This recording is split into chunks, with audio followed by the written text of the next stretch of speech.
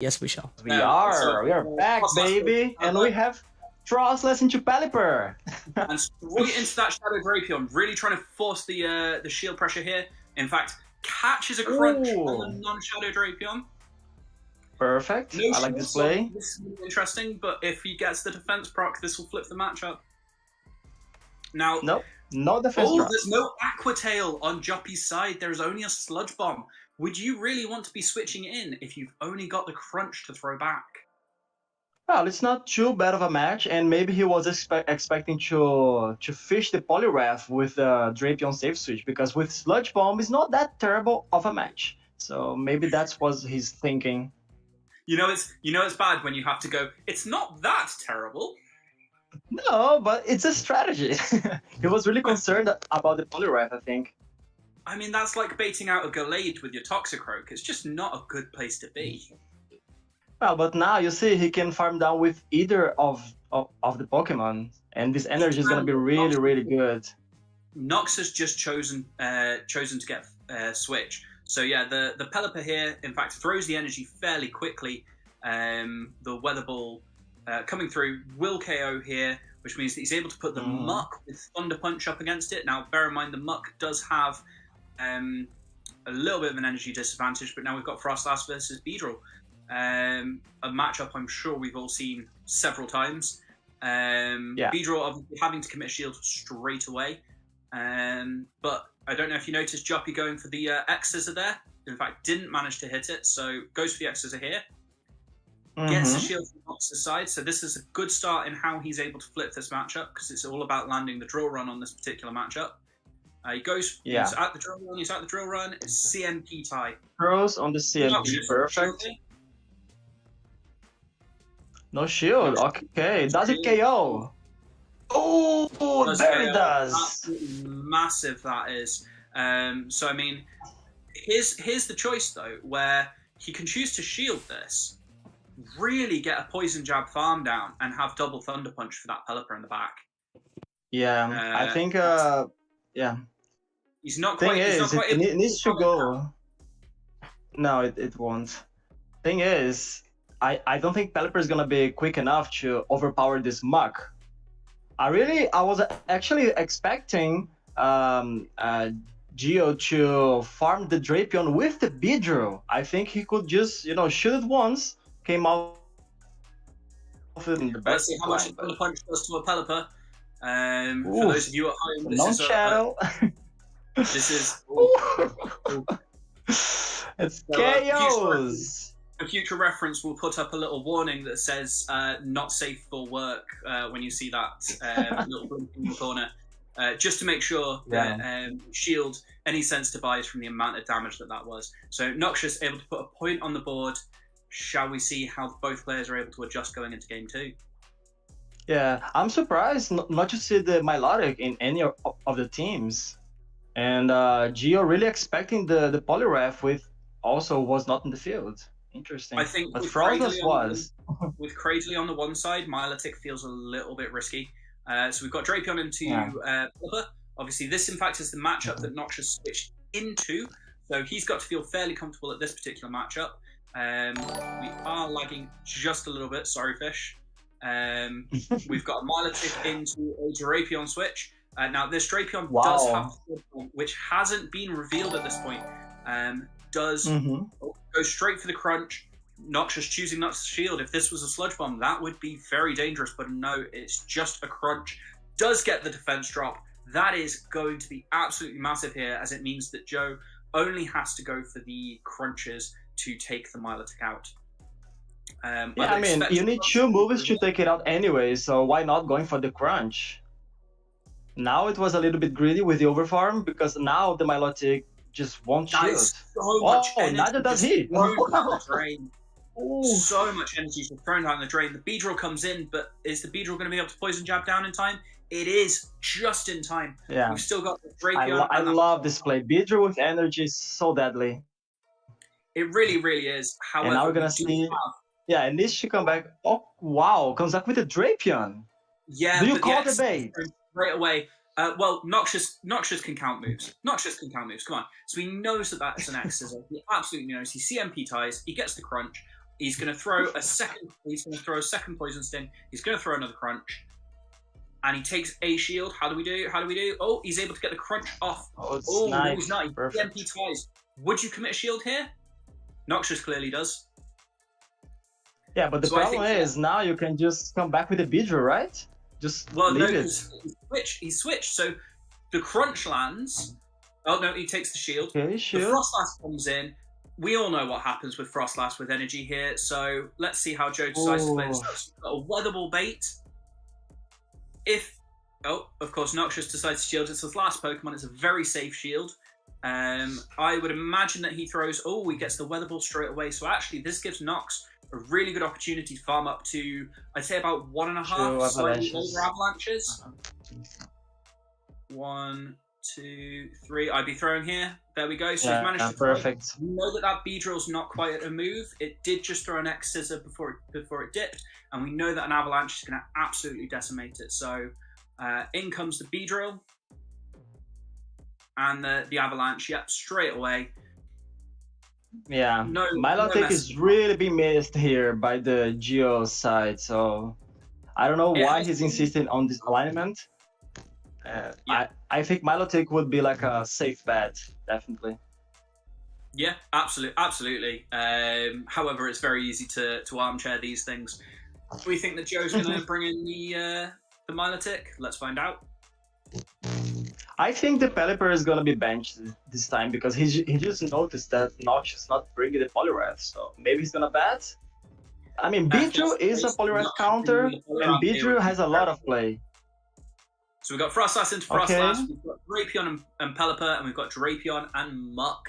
So this is a really interesting matchup. It's all about mind games. Do you go for the Shadow Ball first?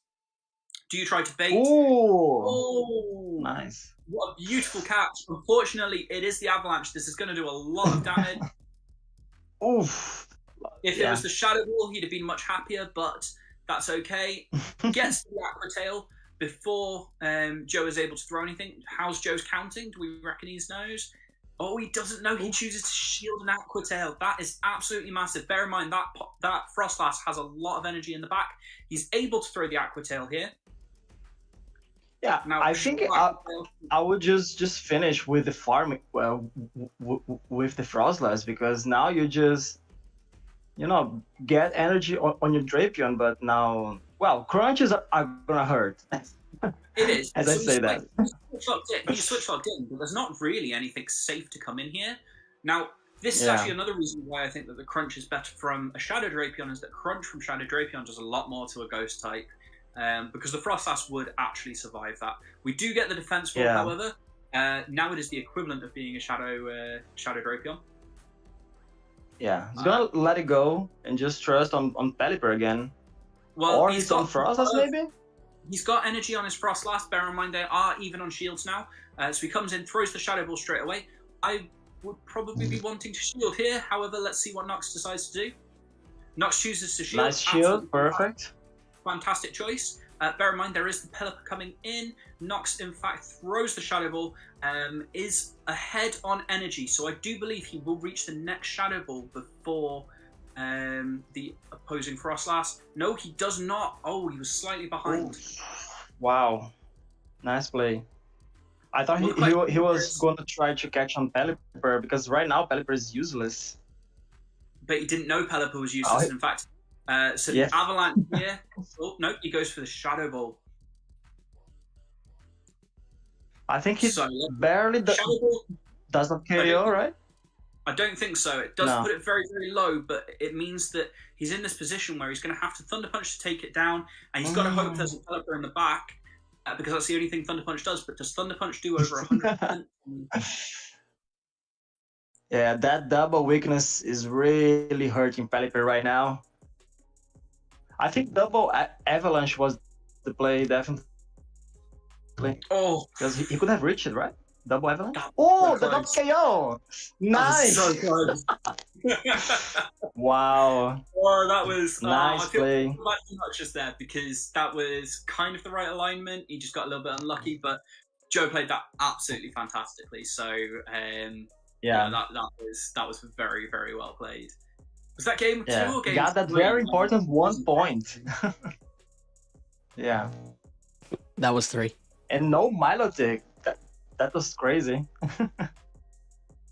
So that was All game right. 3. So 4-2 to France. France. Yeah, it was 2-1. A small lead, but bear in mind that a small lead is all it may take to get them across the line here. So we move into X1 22 and Tonton Batus. So we've got a Malamar Gyarados, Drapion Milotic, Munchlax again, and Frostlass versus a Poliwrath, a Shadow Gyarados, always love to see it, a Shadow Drapion, again I love to see it, the Kanto Slandslash, the Muck, and a Shadow Venomoth.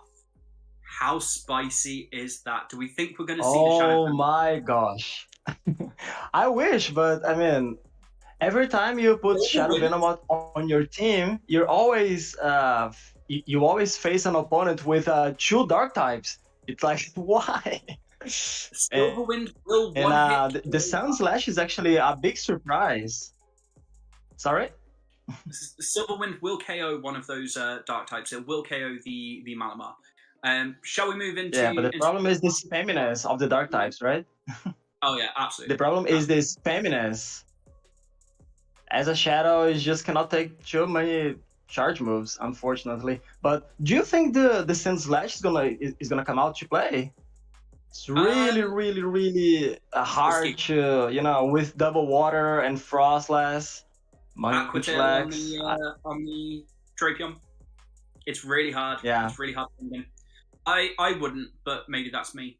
Shall we move into game 1 though and see where we stand with it? Yeah, let's go. I think Shadow Gyarados is gonna gonna play because there is no hard counter.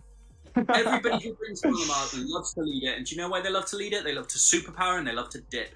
But here comes dip, of course, going to deal a ton of damage if it goes unshielded. The Shadow Gyarados chooses to shield up and apply more Dragon Breathy fast move pressure. And in fact, look at how much damage it has already done to that Malamar. Yeah, that's the power of Shadow Gyarados. It just does so much damage, even against Pokemon as bulky as Lapras and Celio, and it gets KO'd with the move. Wow. Gets KO'd with move. 1-turn moves really coming in clutch there. Chooses to CMP tie, throws the Aqua Tail. Now, you'd have to shield this, wouldn't you? But the thing is, with shielding that, you're now in this position where you're down you're on even shield stat. Gyarados still has some energy. Switched in, we've got a Shadow Drapion that's up on energy versus a normal Drapion that's energy dry. This matchup, we've seen it several times before. The French players really utilising their Shadow Drapion and the energy that it gains to gain as much of an advantage as possible. Yeah.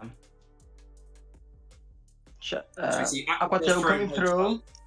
Yeah. I would expect to see a crunch here, but it could just be straight Aqua Tails. And in fact, Tonton recognizing that they win CMP at this point. Yeah, I think both players are just trying to save their last shield to Frostlass and Gyarados because they know they could easily beat their win condition. So he's able to throw. He's able to throw. He's able to throw. Why was he not throwing beforehand? What was going on there? I have no idea, but the Shadow Drapion just leaves with a full Aqua Tail and just throws at the Frostlass, which gets even more energy. Has to choose not to shield. Absolutely crucial that he keeps that shield because that Gyarados has a ton of energy. So the Gyarados could come in here, reach shield and reach the crunch. Chooses not to, brings in the Muck, decides to take the Avalanche. Interesting decision, but not one that I would necessarily agree with. In comes the Gyarados. Snipe and get it. Oh, nice. Yeah, gets the Snipe. Frostlass definitely going down with his Aqua Tail, and it's all about... Oh, no, it doesn't. It doesn't quite. And, Those one-turn moves, you were saying? Well, just too quick. I think there was just a little bit of lag there, but it wouldn't have mattered because he then didn't have a way to take on the Muck. The Muck. So if you avalanche the Gyarados, the Muck poison jabs him down. There's no win con there really. But that was a fantastic showing for Shadow Gyarados. And as always happens, Malamar in the lead. We've got Milotic versus Shadow Drapion. Bear in mind, this is a shiny Milotic. Shiny Milotics do more damage, especially when they're paired up against a Shadow Pokemon. Of course. So we see them go for the crunch. We note now that the Drapion wins CMP over the Milotic. That's important information that I'm sure Tonton will use later on in the match. In fact, gets the defense proc. Sorry, that wasn't CMP. It was slightly desynced. Turn, yeah. Okay, he decides to spend the first shield, which is interesting. Because I thought that he would... Yeah. So what's interesting here is that if X1 chooses to shield, they will still lose because there's a second Aquatail coming in.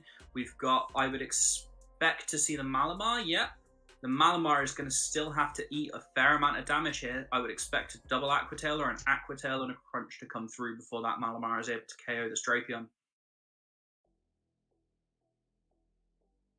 Yeah, but now the Frostlass in the back is really safe, right? Because it has 2 shields and no actually defense from Tonton's part. Okay. Potentially. See, the problem I've got with Malamar in this particular matchup is, what's superpower really hitting? Yeah. Like, that is a big part of Malamar, is being able to superpower pivot, gain an advantage, flip around, do a lot of energy things, and generally just do a lot of, I'm gonna say, shenanigans. For lack of a better word. I think he kept the superpower for maybe the other player in his pair, maybe. That is potentially true, but why is Malamar coming into this particular matchup? Wouldn't something like bringing your own Gyarados or your own Milotic, your Frostlass, and your Drapion, wouldn't something like that be performing as well here? I think he definitely needs to bring this Milotic to at least try to soak the Gyarados damage. Actually, he did, right? He had the Milotic. He brought the Milotic, Maybe he could use his own Gyarados too. I don't know. So I would imagine that the Gyarados is just going to try and Dragon Breath all the way down here. At this point, I think it's the play. Yeah. Does he reach it? You could be forgiven for throwing a Crunch to try and get the defense proc. Which obviously, since you're not getting 2 moves anyway. Yeah. Well, the thing about it is you have to time it perfectly because you're always giving away 1 to 2 turns to your opponent. So if he throws the Dragon Breath at the wrong time, if he throws the Crunch at the wrong time, that Frostlass gets to the move slightly quicker. If he was never going to reach it, yes, throwing the Crunch is best because throwing it early on because you then get the potential for the defense proc, which then means that you've got the opportunity. Best would be CMP time though, but obviously as that opportunity passed, it passed. Yeah. 1 apiece. Well, let's see how Tonton adapts to this overpowering Frostlass, right? Because it's really starting to hurt. And now we see Munchlax on the field versus Shadow Gyarados. We see Munchlax, we see Frostlass, and we see the Malamar still coming in the back. The Muck catches a Body Slam. Of course, we recognise that it's a Body Slam, chooses not to shield. Absolutely fine. And Muck is just gonna Poison Jab, and these Poison Jabs are always just as impressive as anything else. He's going for the Bulldoze, interestingly enough. I would expect to see a throw here. Nope. Now, do we see a shield? That's a lot of energy. I agree with the shield here. I don't think it's safe not to shield in any way there. Yeah, I like a lot of energy. Yeah, you're getting close to 60, 70 energy. It's worth throwing. Yeah. Throws the Dark Pulse and it's not met with the shield. And Munchlax lives to throw another Body Slam. That's huge. Well, this is where we get into these bulky Pokemon. Like I said, is able to be farmed down, unfortunately. So depending on what comes in here, in fact, Muck throws the Dark Pulse. Now, a non-stab Dark Pulse neutral onto the Malamar isn't going to do a huge amount, but it could be enough. I think Malamar is just being used as a third shield, right? Because he knows Frost is his win con like every game. Yeah. Well, in But fact, why here comes not the using the superpower and dip. Milotic? Here comes the superpower and Nice. dip. Yeah, Straight but now into you there. face a Drapion with a lot of energy. That's dangerous. But you're a Frostlass Besides, with two. shoot bait. You're a Yeah, Frostlass with two shields. Why? And to be fair here, I wouldn't shield this one because the bait is such an easy bait. That's me though. That's me. Yeah. Frostlass starting to put I the don't pressure think on. he's gonna get you. Sorry.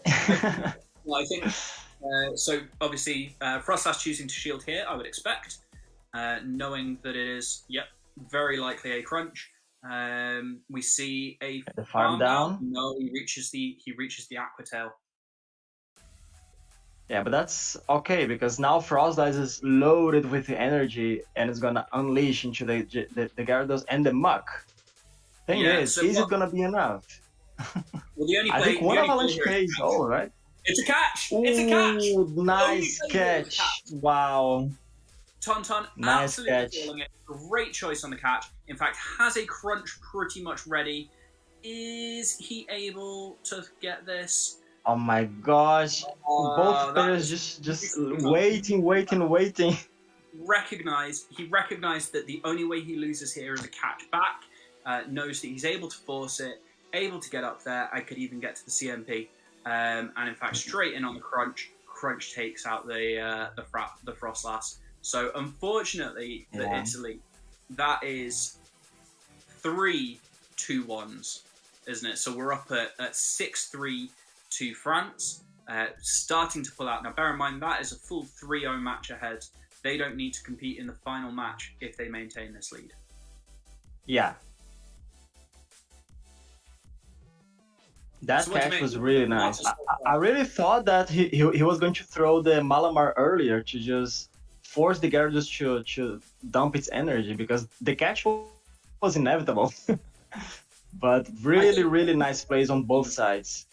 I think it's one of those things where unfortunately he didn't have the ability to try and catch on the from the Frostlass. So with the Malamar onto the Frostlass, he didn't have the opportunity to try and catch. But if he'd gone earlier, because he was so close to the foul play, he would have forced the energy slightly earlier. So it's really like niche, and in the moment, it's really easy to make that kind of mistake. Yeah. No, I mean, it's because both players already had the moves, and both players were expecting the catch. So it's really nerve-wracking. You're just, okay, is it now? Is it now? Is it now? And then you throw, and then your opponent, poof, catch. And you're like, oh! No, I would have done if I was the Frostlass. Sorry? Go on. But I mean, if I was in the Frostlass position, I would just throw the Malamar and just force the Gyarados to throw the energy. Yeah. Really nice game. Sorry? Oh, sorry. I didn't see. I'm tired of waiting for you two. Come on. Sorry. You can have it back. Pull us off the screen if you want. Kick it over to us. Say, hey, go. How's it going in the next go. match? There we go. No, don't AJ, put me in the corner. AJ. Put me in the corner. Here. We haven't had enough North American content AJ. up here. We gotta be here to talk about the Europeans. So what have you seen so far, man? Your girl Frostlass is everywhere. I've not seen so much Frostlass since like Catacombs. No, she won her Pokemon. My question to you, and as we continue these battles and watch these matchups as DC Vulpix is taking on Matt, is that why isn't anybody running Crunch on Frostlass? I think that throws so many people off. Would have been a fun spice move. But on DC Vulpix, you got 3 Shadow Pokemon, and one is a Beedrill, one's a Drapion, the third is the Celio. Now with Walrein out, Celio is like the next in line as one of the top-notch tanks in this meta. This is a great pair, and they've paired it with Sudowoodo, Muck, and the Pelipper. So I really like how DC Vulpix has this team together. But what do you see over there with Italy? First of all, Crunch Frostlass is an abomination and should not be run in any instance because that is just not what she do. Let me tell you, if someone's I'm gonna counting die and they're on that waiting hill. for I've it's died crunch avalanche. froslasses in Hisui. I will die on that hill. Mattel 21 also rocking the Drapion Pelipper core that we saw very prevalent early in Architect Cup team builds, but showing the adapting there, bringing Milotic in. Milotic gained a lot of steam later in the month as a safe swap option in Architect, and then Mattel fizzled out with the Shadow Muck, the Frostlass, my girl, and the Shadow Snorlax, which is an interesting choice for a Liquor Body Slammer. And I know you brought up Shadow Celio on DC Vulpix's side. They clearly are a fan of that Body Slam fan. A lot of spammy moves there for DC Vulpix with the Beedrill, with the Drapion, with the Pelipper, trying to balance out a potential Rock Throw Pseudo who, if you're looking at Mattel's team, Right. there's not a lot of targets for that Rock Throw. You almost think Counter might be the better option for that Pseudo Widow, just to be able to threaten Rock Slides against some of the bulkier Pokemon that Mattel's brought in, and to have Counter for that Snorlax. So that's going to be a big choice for DC Vulpix, how they want to play this battle out. And for Mattel, it's going to be, utilizing that bulk with the Milotic, with the Snorlax, with the Muck, to try and get those more fragile team members in a position to potentially sweep DC Vulpix's team. Yeah, I say let's see how we're playing out. I'm gonna call Rock Throw Sudowoodo, but I'm gonna say how we play out because that Rock Throw is gonna put. I'm gonna tell you, it's just one extra tap on Rock Throw to get to a Rock Slide. So it's not like you're getting anything off, as Melodic is seeing that Celio right off the bat, talking about that Body Slam spam, and this is Shadow Celio too. When Spheal became a Shadow Pokemon, a lot of us who knew how to play Celio were like, yes, that Body Slam, and seeing its evolution of Walrein do so well, you're feeling really good about it. But Melodic here with that Dragon Tail boost now gets to that extra, puts on that chunk damage, and now puts that pressure for Surf if it wants. But another Body Slam comes through. No shields at all, so none given. Now to the second Surf and Hyper Beam, if you saw, now stashed away on the Melodic as the shiny Drapion comes through. Barely shiny, tough to tell with that Drapion, just a different shade of purple, but this Shadow Celio rocking those Body Slams gets the chip damage before Mattel draws out DC Vulpix's own Shadow Drapion, and we've seen this mirror a lot, Sosa, in Architect, Drapion on Drapion, and now the question is, does DC Vulpix have the Aqua Tail to try and match Mattel's Drapion for energy? It does. It has the Aqua Tail. He does. Vulpix has the and- Aqua Tail. Neither opponent has thrown a Charge Protect Shield yet. We'll see if this Aqua Tail will get it onto that Shadow Drapion right now. No Protect Shield. Oh man, these battlers know the Drapion. Oh! Loses That was the CMP, CMP. girl! Shadow Drapion has a higher attack, and that Aqua Tail is going to eliminate the shiny Drapion from the matchup, and this is tough for Mattel. Do you use the energy on Milotic here to try and get rid of Drapion? One Dragon Tail and a Surf coming out, Sosa. You absolutely have to get that energy out if you're bringing in Melodic. Those Poison Stings will take you out immediately. As you see, Drapion not giving up the shield. Probably had a little bit extra energy, but Melodic having to waste that Surf. Now the Celio comes back and says, how do you do? I've got that Body Slam for you. More Slam Spam will finally slay Milotic in Game 1, and it's up to Snorlax drawing Beedrill out. Oh no, it gets the Lick Boost! But Beedrill fighting off the Tsura X from the Brazil semi-final as this Snorlax is just unwilling to appear on the battlefield. We have to assume this is a ghost type Body Slam just from the fact that Snorlax isn't here. This Beedrill did get out at the same time and is going to outpace the Snorlax on these X Scissors, just chunking away. I think Mattel knows it, and just like, my Snorlax didn't show up for the battle, why am I showing up? And that is a win for DC Vulpix in Game 1 there. So aside from Snorlax just going AWOL, in that last little bit, Sosa, it did look like DC Vulpix was just all over Mattel on the energy management, getting the most out of that early matchup where Shadow Celio was able to just generate so much energy off that Milotic. I actually really love the poison combo here.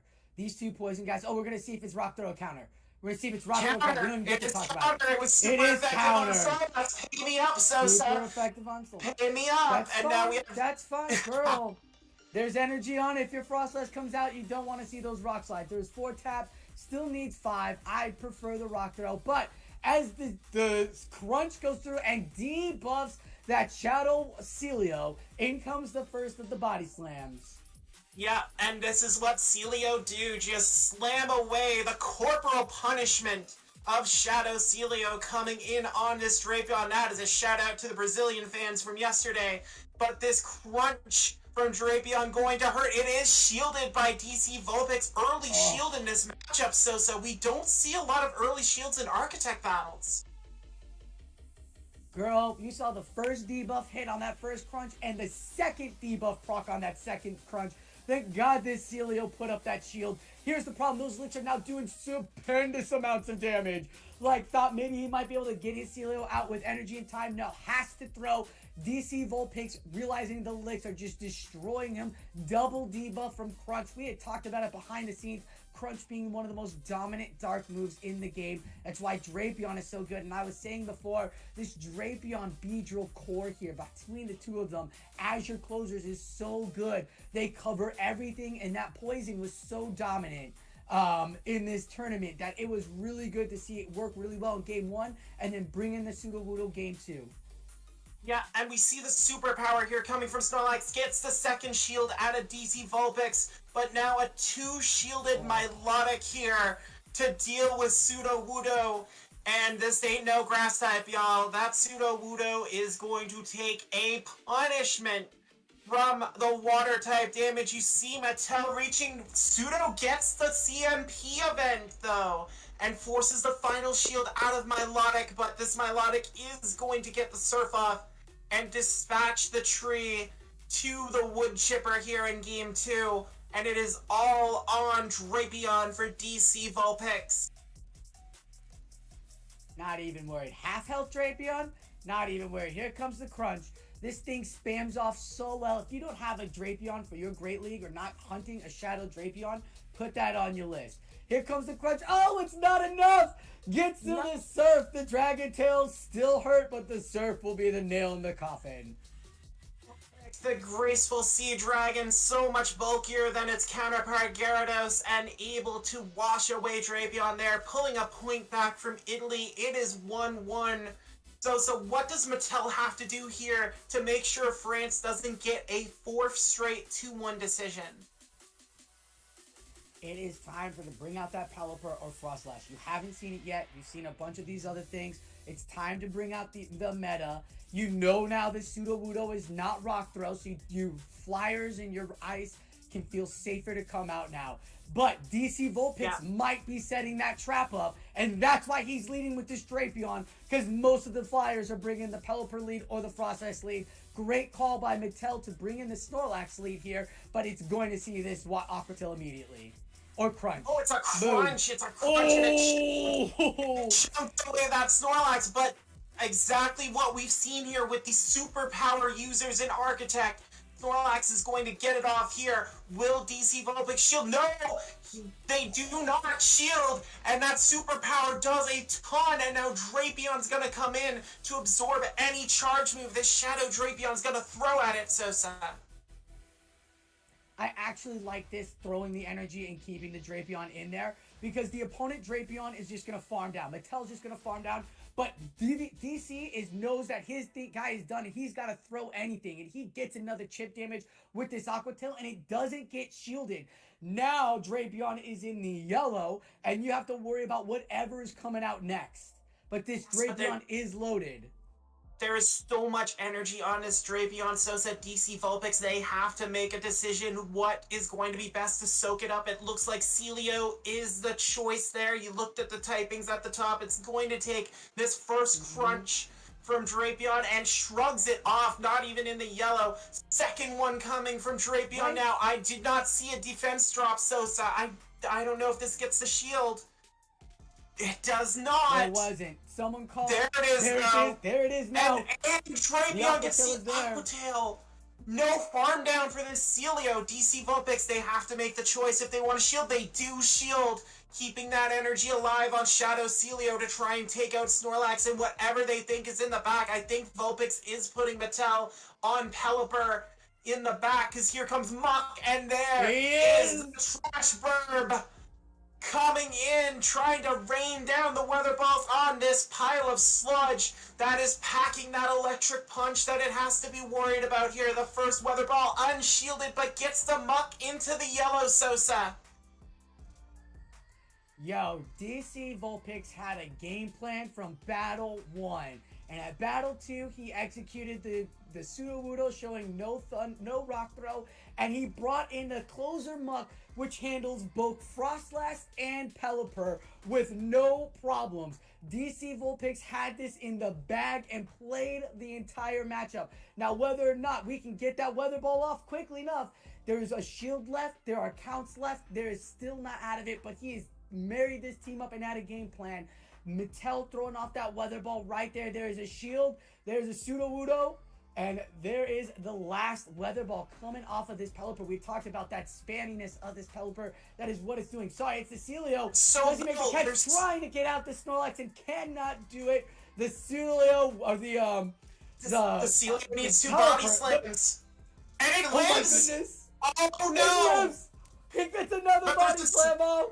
How many body slams does this Celio have, Sosa? That's the question. It needs a third now to deal with Snorlax in the back. It does not have Oh. it. And Mattel is going to steal it away from DC Vulpix. A huge 2-1 result for Italy there in set 4. I wondered how much energy that Celio had in the back. Vulpix was clearly saving the shield, letting the Muck go on the weather ball. I wondered if that was going to be the right call. And that Pelipper, IVs don't matter until they do. It survives that body slam and gets Mattel the win. The Pelipper surviving the body slam. The play was right. Either let the Muck go or not, right? You're still throwing the energy. You're still getting that thunder. You might be getting that thunder punch off. There wasn't that much health on Muck. There was still 2 extra weather balls on the Pelipper, so he was going to have to spam off. The deal was that Pelipper had to go down on that body slam. The fact that the Celio had to throw the second body slam too, because that wing attack went through and what is going to KO the Celio.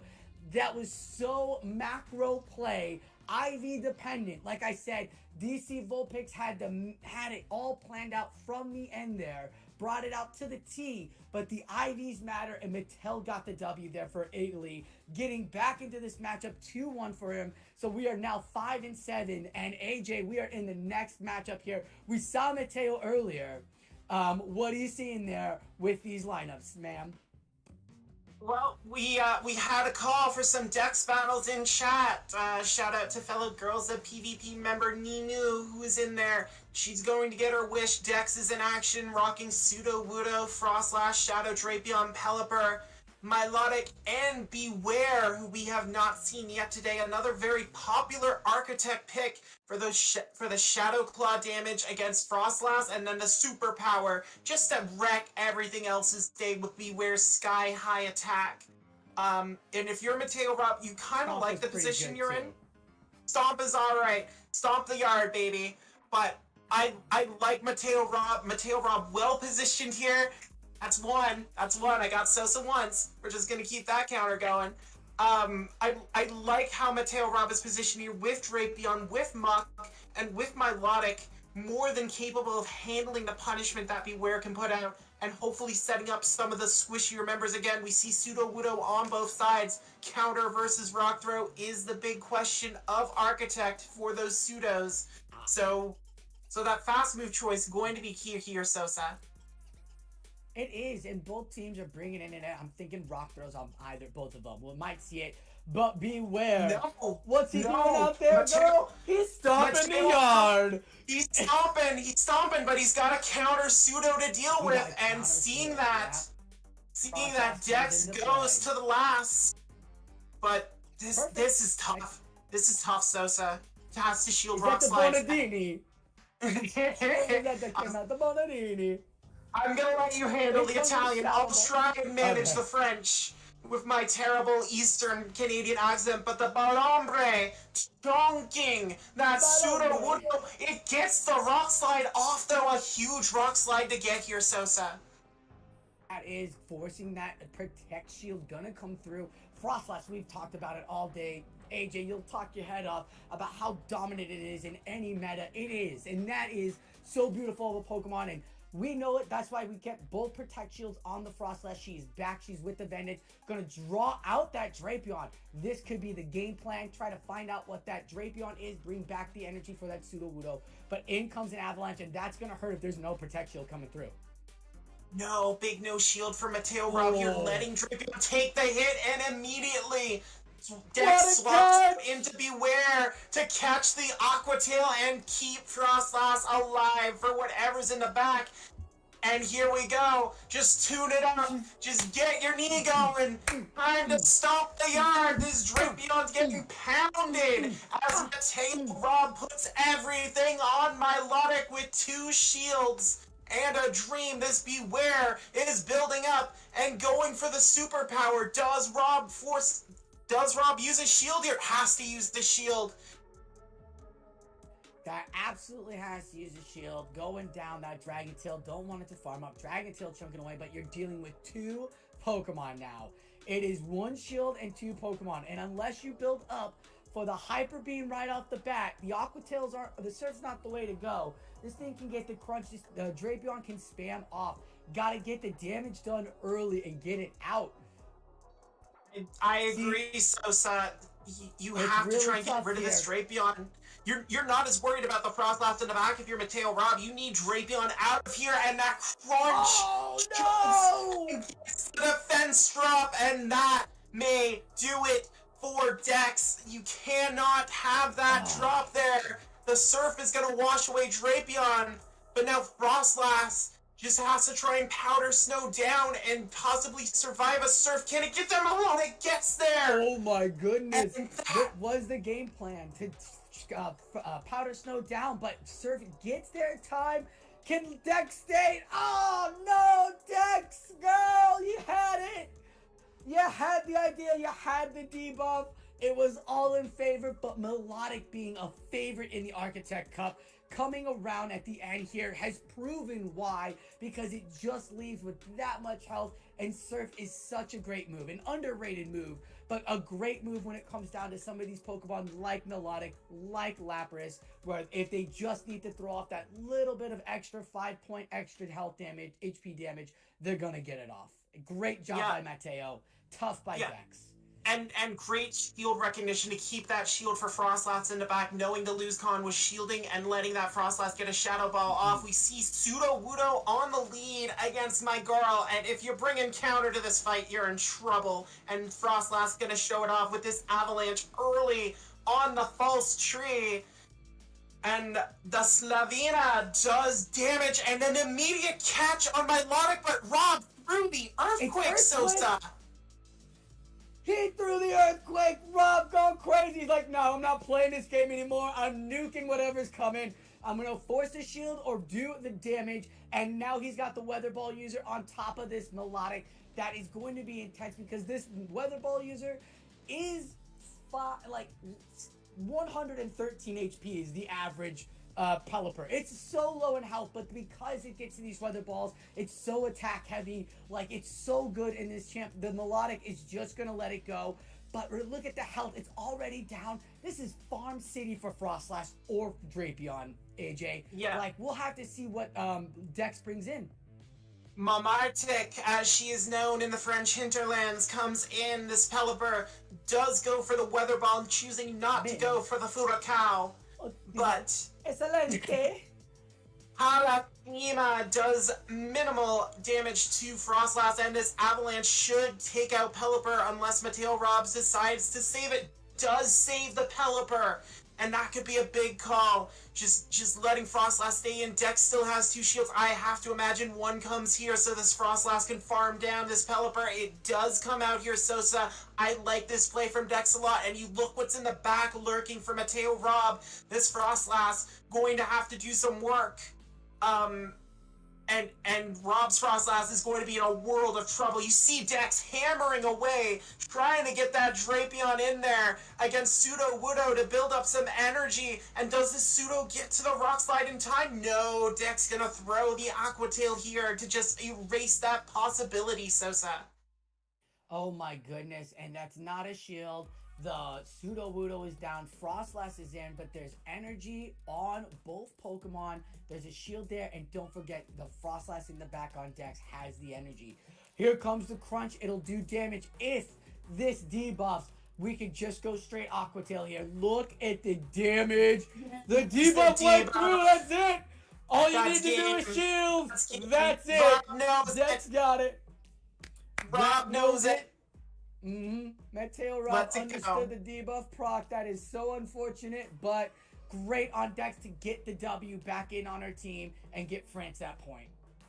Yeah, just very well managed there by Dex. I know Mateo Rob like wanted to get that Earthquake off, wanted to chunk that Milotic he assumed was coming in. Can't assume that the Drapion is coming in on the catch. But I wonder if that energy might have been better served in the bank and just going to Pelipper. And this is a more favorable matchup here for Mateo Rob as Milotic draws Frostlass on the lead, resisting all this ice damage and forcing my girl to go into her ghostly bag of tricks to try and deal damage to Milotic here. So this is a beautiful play. That Shadow Ball just headbutting that dragon. That little Melodic legs in a ding to dan. Oh, the Dragon Tail sneaks through, but here comes a Hyper Beam. Brace yourself, AJ. This no protect shield. No protect shield. Get beamed. Laser connects on Milotic, but it survives and takes its counterpart. But that's a ton of damage, and Frostlass going to get all this energy off from farming Milotic down here, Sosa. This could be huge for Rob if he's able to use this energy. Oh my goodness, gonna keep just the takes the surf. Just farm down 2 shields and Avalanche ready to go. Opponent's Frostlass doesn't want to see it, and neither does a Drapion with 2 shields want to see this. Yes, it gets to those crunches, but at the same time, Avalanche still puts the Drapion in the deep yellow, so it'll force shields from this Drapion as well. We'll see if this Aqua Tail will get shielded. It should get shielded.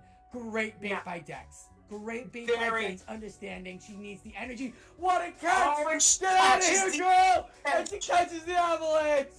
Dex is playing the mind games, AJ. This is huge. I love that Aqua Tail call, forcing the shield to protect the energy, even if it wasn't a crunch. And now this Frostlass has to send another Avalanche to try and get rid of its counterpart on Dex's side. And Dex is going to let Frostlass go. Dex is putting all hope on Drapion, but this Frostlass going to instantly draw a shield here on a 3rd Avalanche, just raining down on this Drapion. And this is a one-on-one matchup, Sosa. This is tough. It's going to come down to timing and who can get the debuff from the crunch. Aqua Tail going to come through from Dex first, though. This is going to be really come down to that Frostlass in the back and what if a proc comes off on any of these crunches, but it doesn't seem like they want to do the crunch. If I'm Dex, I'm gotta go crunch on these first 2. I know we need the energy, but you've got to worry about that Frostlass in the back, and you've got to hope on that debuff. But they're gonna just start throwing these Aqua Tails, putting each other into the deep red. There's still a shield on Mateo, and there's the crunch ready to go on Mateo. Double Aqua Tail, actually, and that should be enough to take out Dex. I think it will be here, Sosa. This first Hydro Q, as we say on the French side, it goes off, but yeah, Dex can't get to the 2 Aqua Tails that they need in time, and he knows it as this Aqua Tail gonna come through for Mateo Rob and do the job. And Italy bouncing back with a pair of 2-1 victories here against France to pull this match even. I believe it's now 8-7, despite what the scoreline's gonna say there. But just very well managed there. Again, identifying the matchup in the back, knowing Drapion was the key to victory. Both sides knew it, but Rob was able to take advantage of having that shield in the bank and forcing Dex to go for the double up, and they just couldn't get there in time. Very well managed by the Italian side. I believe the scores are reversed, Fish. I believe France has won 3-2-1s and Italy's now got 2-2-1s. So 8-7 France is what I have.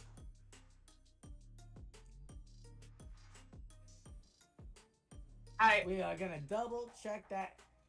We're gonna keep going. It's gonna be the next matchup now as we're getting into another round of sets, our third round, AJ, before we're gonna go kick it off to the other two casters. But you know what, AJ? I'm seeing so many poison typings, so many frost lasses, so many water typings that it's really refreshing that we get to see a Crawdilly now. Crawdilly coming out, ba-da-da. Right? You're like, oh, Crawdilly, what's this? Only the worst bullet spammer of them all. If you like build up to a Crawdilly in the front, right? You lead with it. You bring it back in, you'll swap out, bring it back in the matchup. I mean, literally, it's one tap Stone Edge, one tap Grass Knot, one tap Stone Edge, one tap Grass. It is so awful of a Pokemon and so great for people who know how to play it. And that's what I love about this cup. It provided those type of Pokemon to get their shiny moments. Like, I saw Charizard. I used Charizard with Dragon Breath, and it was beautiful for a little bit. But Crawdilly there being so great. You see in these waters and those frost lasses flying everywhere. Why not throw a little rock grass in there, huh, AJ? Exactly. Rock damage has been so valuable in this cup format. So sad. We've been debating Pseudo Wudo all month long with that rock throw, but Cradilly also the purveyor with that Stone Edge, and in a cup that really values energy management, with Frostlass being as popular as it is, with Drapion, with Pelipper, with Beware. Cradilly, another one of those Pokemon that if it gets an energy advantage can really put the hurt on people, and we have two excellent battlers that are going to deal with it in Ace Fraselto for Italy and Sandudu for France, and Sandudu got the Poliwrath on their team to try and deal with the Drapion and threaten the Beware, and that's going to be another question. Does this Poliwrath have Ice Punch, or does it have Scald to go with the Dynamic Punch to try and threaten Ace Fraselto's team? A lot of questions are going to have to be answered here, Sosa, in this matchup. I'm not gonna lie, I've come across, we could start the matchups. I've come across this Poliwrath and I was so mad. That is not the lead you want as a Pelipper. But like we said, in comes the Cradilly, already up to the Grass Knot, and one more to the Stone Edge. And there we go. Much damage. The Dark Pulse only going to put the real damage. We'll deal it to the Deep Yellow. That's if we don't get a Protect Shield from Cradilly. No Protect Shield. So this Noodle Pulsar is putting it into the Deep Yellow. And in comes our first Stone Edge. Will we get a Protect Shield from the Muck? Remember, Muck is the lead and not the swap-in. Yeah, and I have to imagine that Sandudu wants to protect the Muck, but choosing to let the Stone Edge go through, and now Ace Fraselto going for the Grass Knot here to try and draw the shield away from this Muck, but no Sandudu calls it, and is just going to let this Muck take the hits, going for the Thunder Punch to try and win swap. I don't know if this even KOs for Dilly. We're going to find out. It's not enough.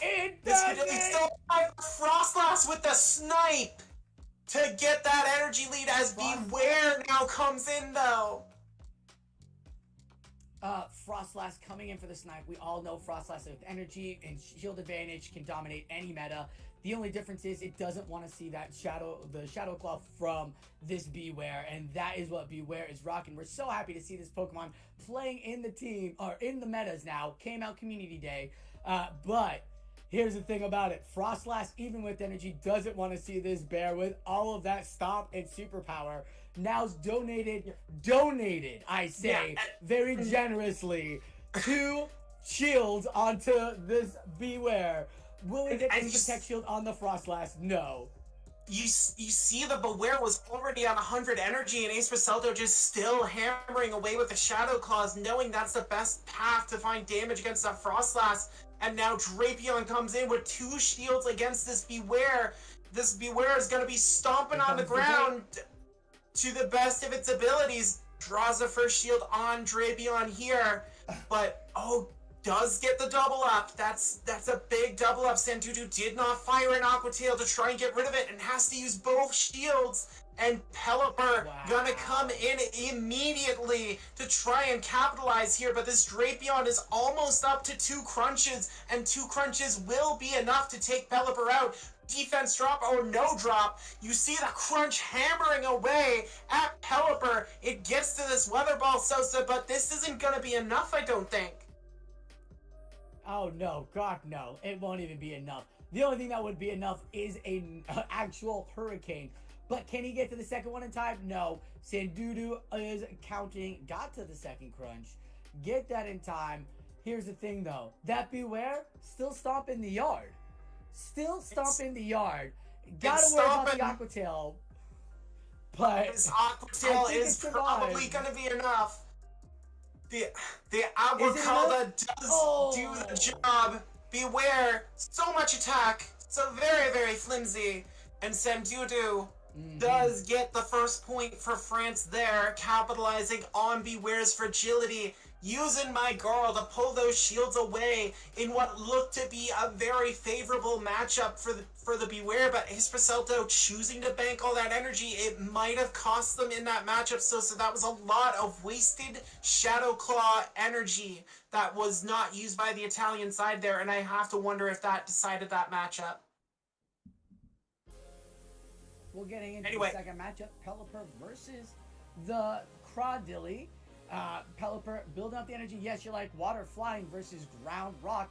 It's like both counters of the other counter, and they counter each other the opposite way. It's really interesting, but you're still gonna have to shield because again, that Pelipper 113 health. So now it's got tons of energy. Up for the Hurricane. Now Hurricane would KO this. Weather Ball would do the damage as well, so the protection will come out. Good call by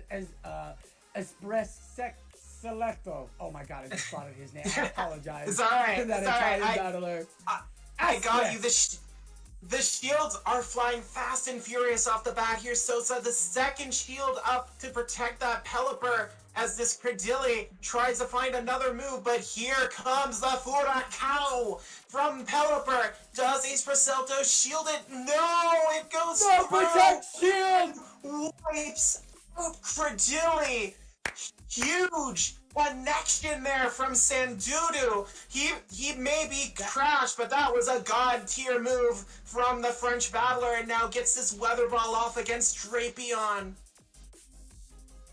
He definitely played the head game with his opponent, saying, I've donated too, but thinking his opponent might not shield. That Hurricane was a gamble for sure, and it connected, and now you've got the crunch user on the Pelipper again, and the swap to get the crunch on the Drapion itself. You're getting the Aqua Tail though. Sandudu gets the Aqua Tail before anything else goes through. There is a shield, and okay, there we go. The crunch, so that was CMP time. So there's tons of energy on Espresselecto. But we get the CMP and the final shield comes through.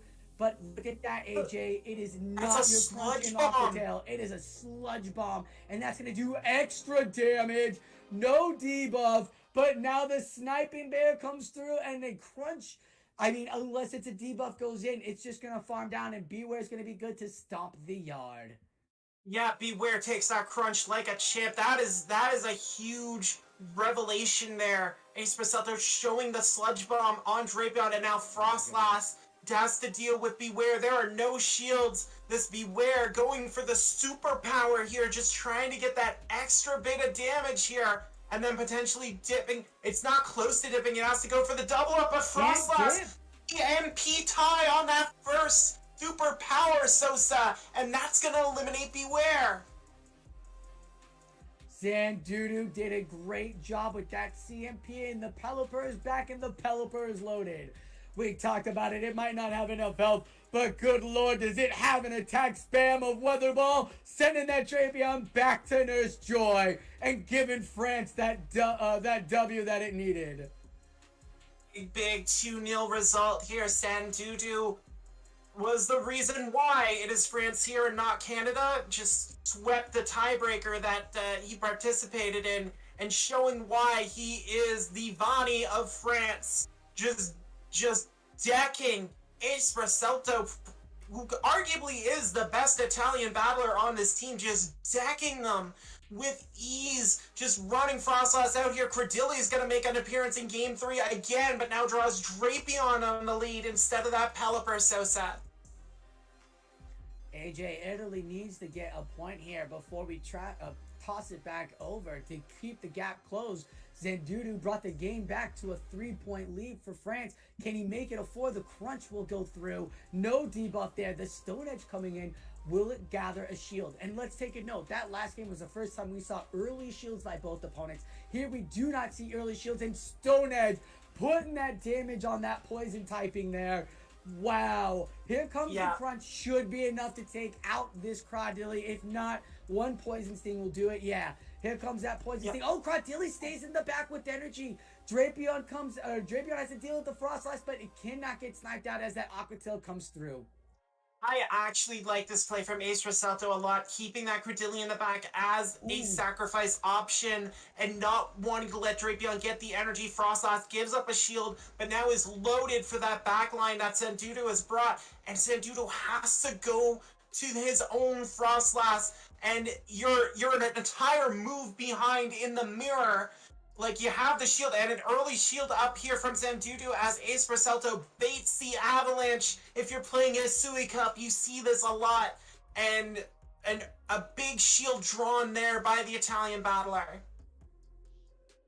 Oh my goodness, here comes the Shadow Ball. Will he get it? We've seen baits. We've been in each other's heads since Game 1. It is Game 3 here. We need to great shield call. And another Shadow Ball coming in. Another Protect Shield. These battlers are not buying into it. Timer too, so the timer's up now for Ace Raselto. They could potentially catch an each other. Oh, the catch! That's the Shadow Ball too! What did I say? Great call, AJ. Way to see that timer come through, and way for Espresso to get it as well, as Aspra gets the Shadow Ball onto that Drapion Dark typing and doesn't do much damage, but the Avalanche nothing came out from this Drapion as all the energy is now off the Frostlass from Zendudu. Yeah, and Pelipper, and oh my god, Pelipper doesn't want to see an Avalanche, nor does Pelipper want to see a Shadow Ball. Doesn't want to see anything, and just got to the weather ball there. So said this can be a back-to-back avalanche from Frostlass, and it will take out Pelipper. And no, went for the powder snow. Oh my god! And that's gonna let Pelipper get through. That's gonna be huge. Well, Frostlass is alive. Lass is alive, but now has nothing for that Frostlass in the back, even after the Shadow Ball catch. And Credilli doesn't have the energy. The powder snow transfers, and that's going to do it here, Sosa. I don't know. She needed to throw the Shadow Ball. It needed to go Shadow Ball. Yes, at that moment. Here, AJ, I'll tell you how it went down. The build-up was perfect timing, but Zendudu got to that weather ball. That first avalanche was a CMP tie. That wasn't extra. That was CMP. So instead of going for the Shadow Ball nuke, they were thinking they needed the 2 moves so they can just tap, and knock it out. Unfortunately, though, Zendudu had got to the weather ball. That was CMP. Weather Ball came through. Should have just gone for the Shadow Ball to nuke it out and farm down the opponent Frostlass, because they would have been equal with energy at the end there. How anybody would have known that? You wouldn't have. The only way someone would have known that is to watch this now and replay the same matchup just as is. It wouldn't happen. Like, this was macro play, and Zendudu showed us with calling the Hurricane throw in Game 2 and getting this matchup now. It is just the toughness of this battler. That was down to the wire coin flip on Game 3 there. It was literally down to the wire. Like, no disrespect to any. Holy hell. Holy hell, girl. I mean, I love seeing my girl just played so expertly there. I do agree, it had to be a Shadow Ball. You had to go, for the higher octane move there, just to try and prevent that. Or if you're going to do the back-to-back avalanche, you have to throw the back-to-back avalanche. You cannot stutter step for a second, because that let that Pelipper sneak that weather ball in and get Sandudu that sweep for France that gives them an 11-7 lead and really puts the clamps on Italy. And I mean, we're going to throw it back over to Hawkeye and Pacho here, but we'll have to see what Italy has to try and bounce back from such a tough sweep there. You want the clamps? And we are back, baby. Hello again. Well, now all I want to see is... What's going on? Well, now let's see if Italy actually tries to run after all these points, right? Because France is 11 and Italy 7. And let's see if the players on these next 3 matches are going to do it for Italy. Let's see. So what do we have here, Hawkeye? So are we looking at the Aspreselto and Dex matchup? Right, so we've got Pelipper, Beware, Shadow, Drapion, Frostlass, Kanto Muck, and Credilli versus a Sudowoodo, Frostlass, Shadow Drapion, Beware, Pelipper, and Milotic. I mean, I know you're going to like the Milotic. You know I like the Shadow Drapion. Shall we just see what these players agree with? Yeah. It's really interesting how the Italian players are applying the Cradily, but let's see here. Straight into the Shadow Drapion safe swap, and then into the Shadow Drapion safe swap on the other side. However, there is a Sludge Bomb on one, there is Aquatail on the other, and bear in mind that Aspreselto actually moved in after. So he's not only does he have the slower charging charge moves with Sludge Bomb instead of the Aquatail. Unfortunately, he is just that little bit behind. So yeah, let's see how this one plays out. If you were Dex, would you be trying to force switch here? No, I don't think so. I think it's just sacrifice and just come back and farm down, because you see, Frostlass is really, really good here, because we don't see the Milotic on the other side, do we? Yeah, no, that's I don't think so. It's a Pelipper and a Frostlass. Oh, so right. first decision point for Aspreselto. Do they want to shield? No, elects not to shield. Let it go. Energy, decides to take energy advantage on the Frostlass. Is a Powder Snow now ahead. What do you do? In the mirror match, we've got 2-on-2 straight into the Beware. What? No Beware. Well, so bear in mind, you've got a Beware that's going to end up matched up against that Pelipper in the back. Whilst you might be able to win the matchup Frostlass versus Frostlass, if you don't have enough to take on that Beware, that Pelipper, it doesn't matter if you win that match or not. So manages to bank a little bit of the energy, knows that that's going to come into handy, decides not to shield because it's a waste of a shield at this point. Wow, straight off a Hurricane. Wow. Goes down to the Hurricane. And now the Frostlass has to carry, right? Frostlass just has to farm down here, so I would expect no shield on the Weather Ball here, just a straight Powder Snow down, unload on the other Frostlass. Yeah, but the problem here is that it puts Aspercelto's Frostlass into Avalanche range, which is dangerous. Asprespresso, as Soso was calling earlier. I'm sorry, guys. My Italian is really bad. No, don't worry, mate. Don't worry. I decided not to do a French or Italian accent because British people do enough whitewashing as it goes. So I thought I'd not add into that one. Yeah. So next, the first bait, which is huge, and now it has to double bait. I think. Yeah. Needs to double bait, and all he's got to do is land a Shadow Ball here, and it is game. But yeah, it's really close. It's really close. Is he going to manage it?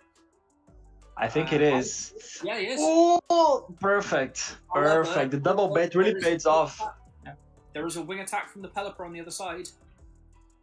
We could see a simultaneous KO here. All right. Yeah. And we have a simultaneous KO. Okay. Nice. Wow, really close.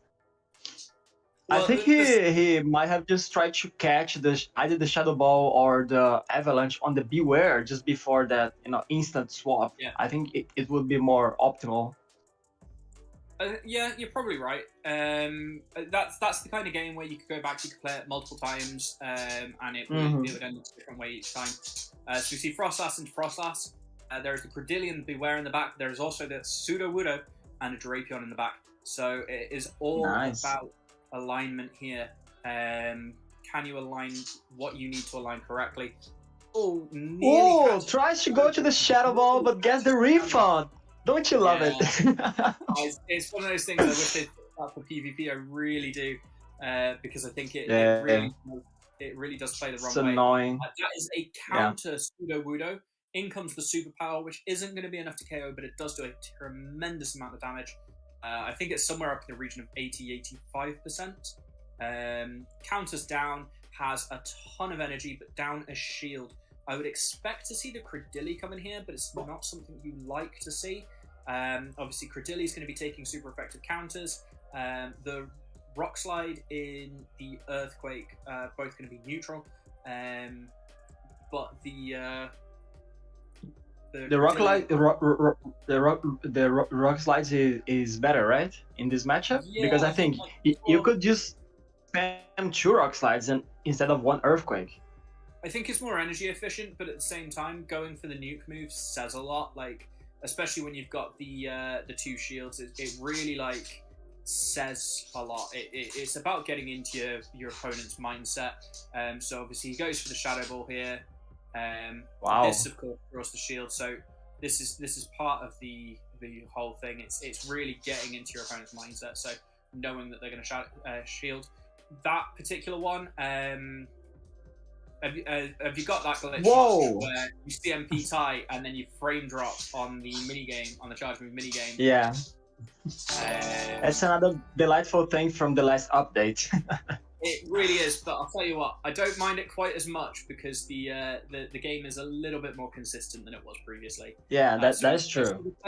This is going to be absolutely massive. So he goes for the Avalanche. Now, bear in mind that Drapion has just snuck a Poison Sting, part of the update that we were just talking about. He is now at the Aqua Tail. Is the Aqua Tail going to be enough, or does he need to go for the crunch? They CMP. Oh, I don't think they CMP tile there. I think that's a desync, isn't it? Yeah. And so the Drapion's going to go down, right? Yes. Yeah. Nice Frostless sweep in the end. Perfect. Well, I mean, how many times have we said that at the moment? Honestly, Frostless sweep really is the way to go. It's all we've been saying all the afternoon, right? It's like every game is just Frostless sweeping. Just meta, like, oh look, Frostless sweeps. It's not necessarily a bad thing, but it is something just to keep an eye on. Yeah. How do you feel the adaptation is going to go here? Well, I think, definitely, if your opponent is playing Frostless, you need to bring the Milotic. So yeah, exactly. Here comes Milotic just comes to Pelipper. In comes the Drapion, in comes the Frostlass. Now, would you swap a Frostlass into a Drapion? No way. No way. I think it was a miss swap, definitely. Definitely a miss swap, yeah. Do you know what? I'm going to assume that Dex is a better player than me, and that he knows that they know what they're doing. It could be genius. It could be genius. What can I say?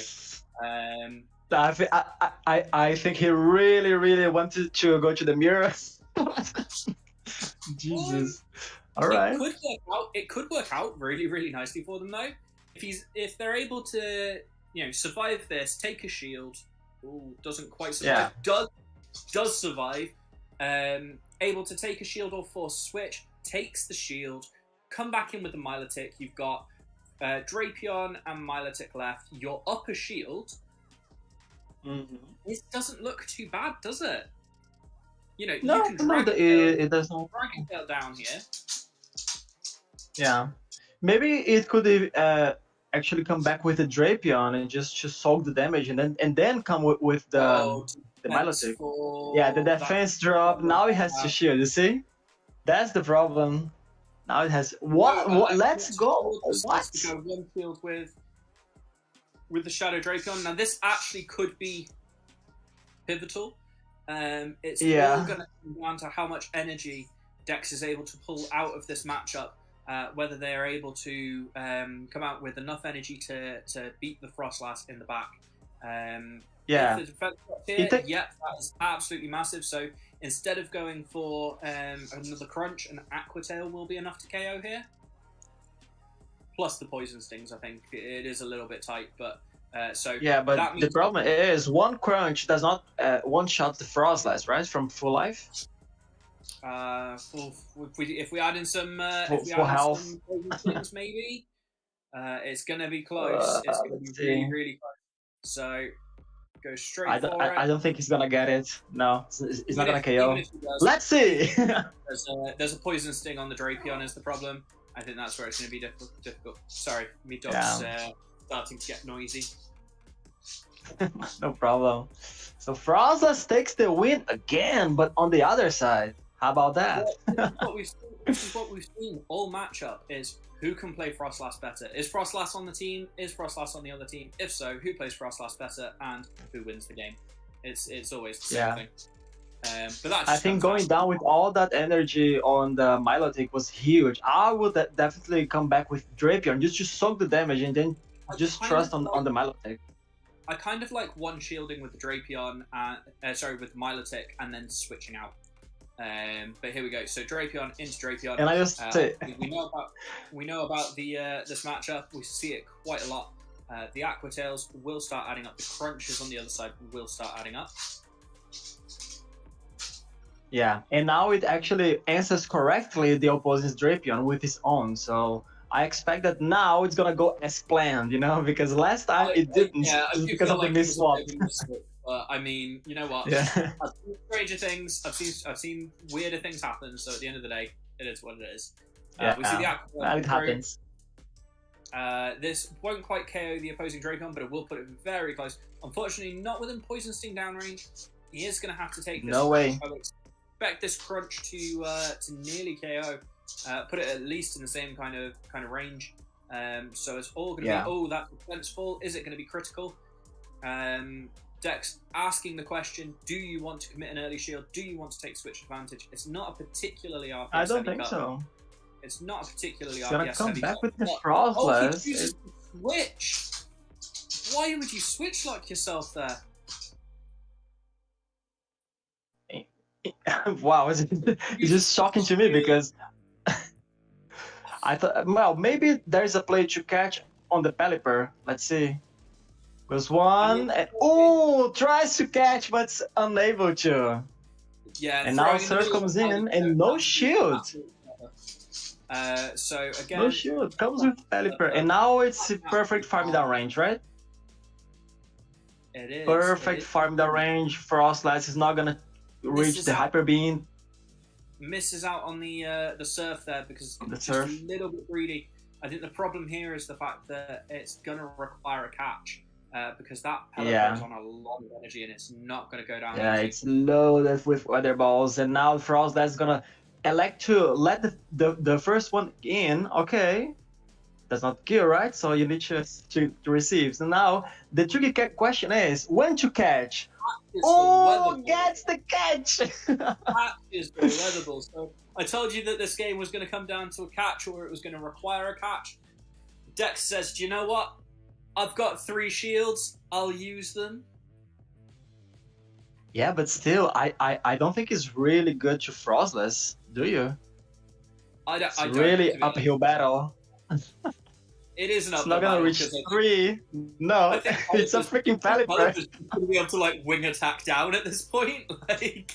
Yeah, definitely. I think Asprocelto is throwing because they can, but it doesn't need to happen. What's more important here, actually, the Frostlass on the other side forces the energy, so it means that effectively it counts as yet another shield. So we're now talking 1 shield apiece. That Frostlass just farm it down.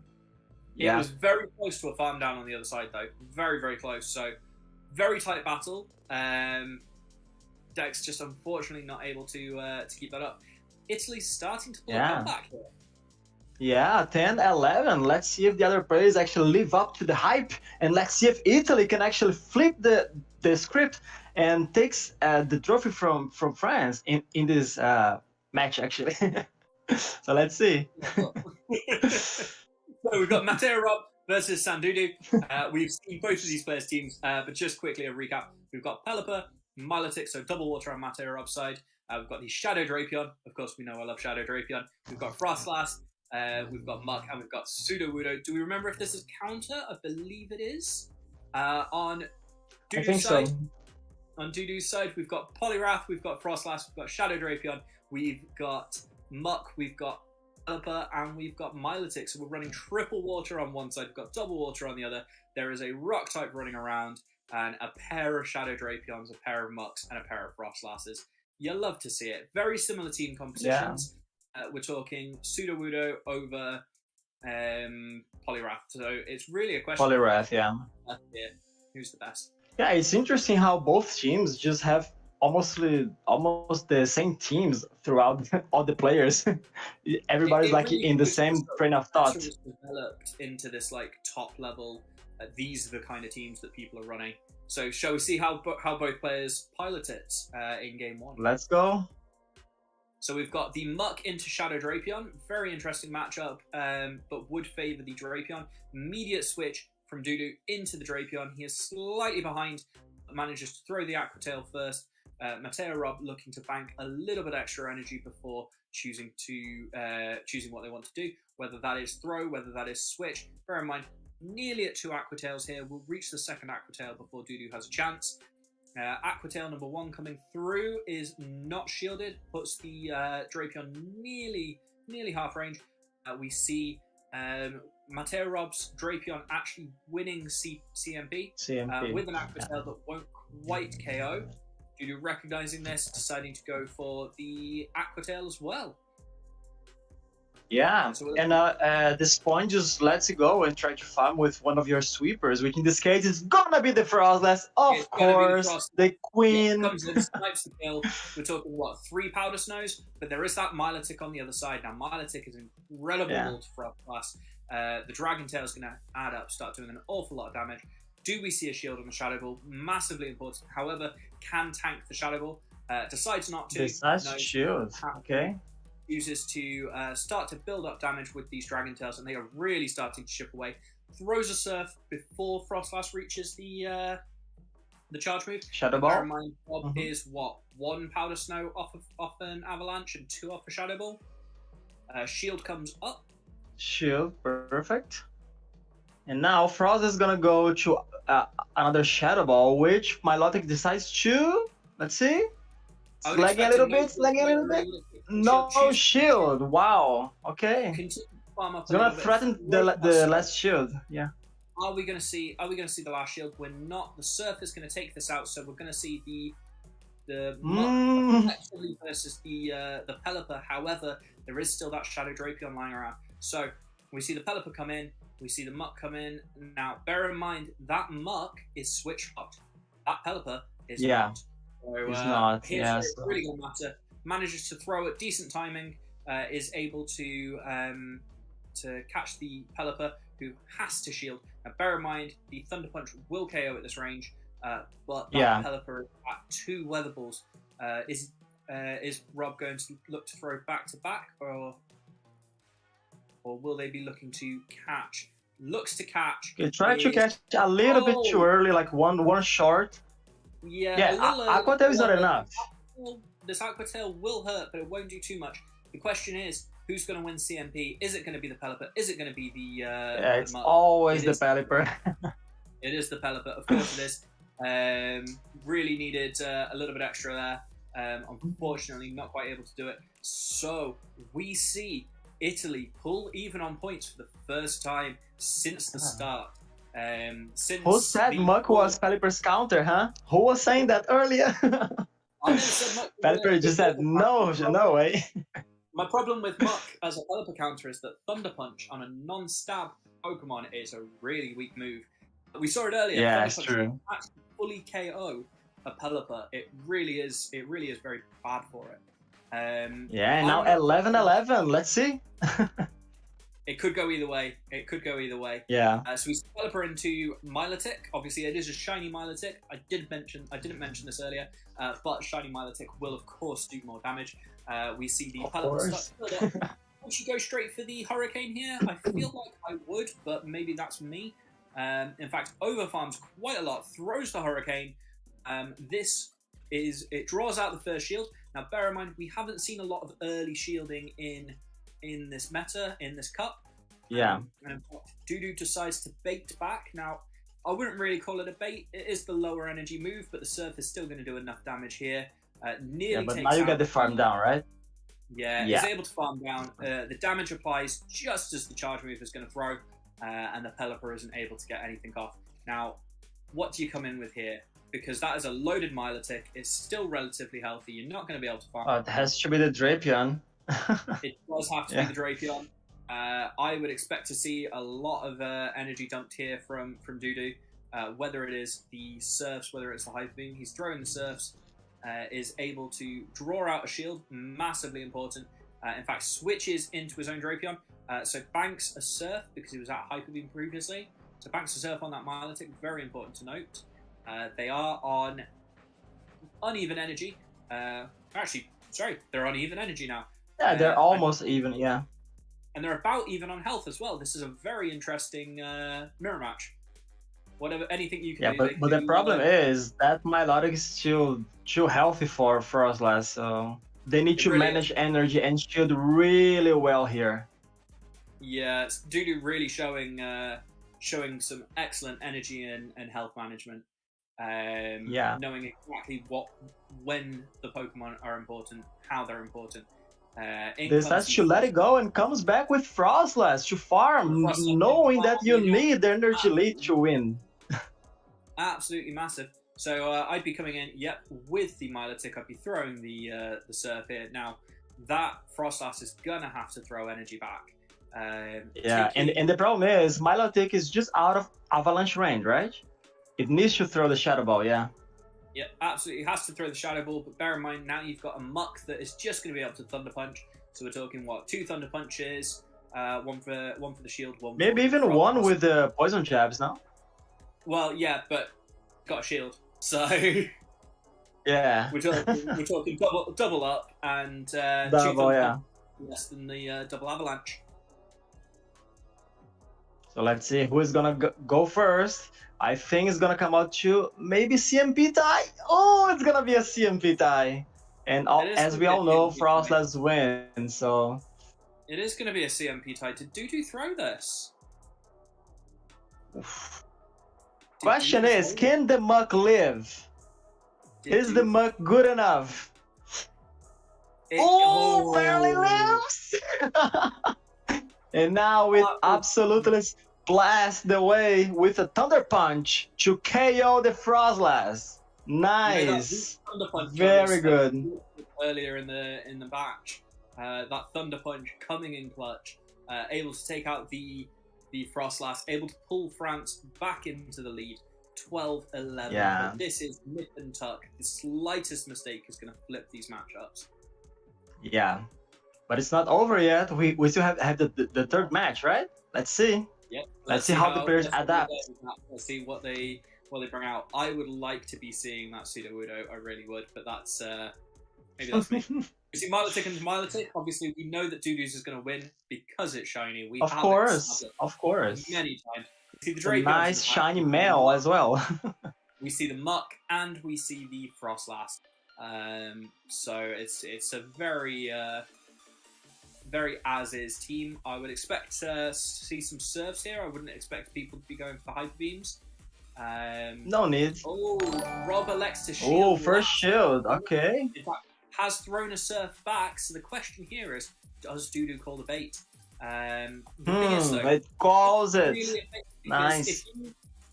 If you bait, the thing is, you just throw another Surf because now Surf is in the KO range, isn't it? So yeah. And in fact, I think it's all about energy, so it's gonna come with the Muck to farm down the Milotic. Nice play. I like it a lot. That extra Surf, no. The Milotic switches out. we've got the Drapion versus the Muck, the Thunder Punch coming in. Obviously, the Dark Pulse would be resisted, not stabbed from the Cancer Muck. But the Thunder Punch does add up on the Shadow Drapion. This obviously would be a situation where a normal Drapion would be just that little bit better. Yeah.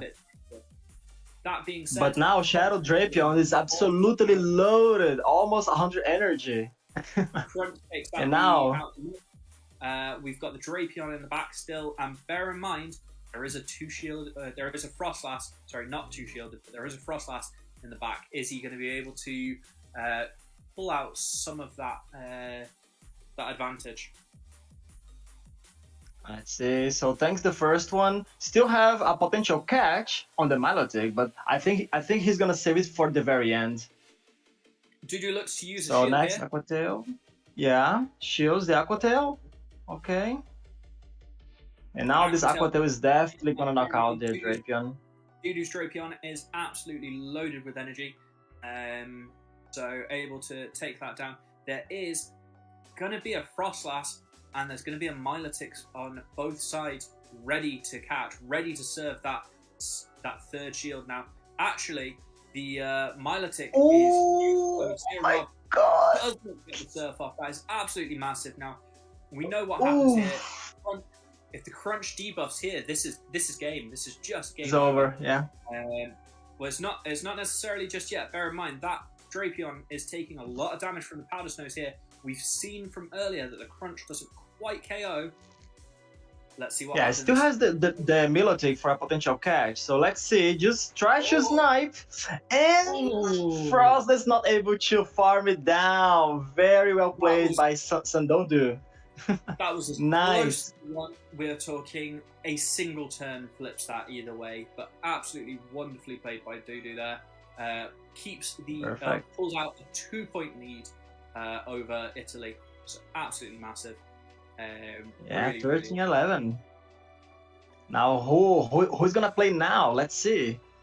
We've got Mamaclimbs versus Arsenio. So we've got almost, in fact, no. They're a mirror team. They're a mirror team. Same teams. Unfortunately, our lovely editor has just flipped the Frostlass and the Milotic on one side. So don't let that fool you. These are the same teams. Yeah, they're the same. So yeah, well, exactly. Not much to say, right? It's just the same teams. Let's see whoever is gonna manage better the energy and shields. It's not necessarily that, because Milotic is still going to have a lot of play here.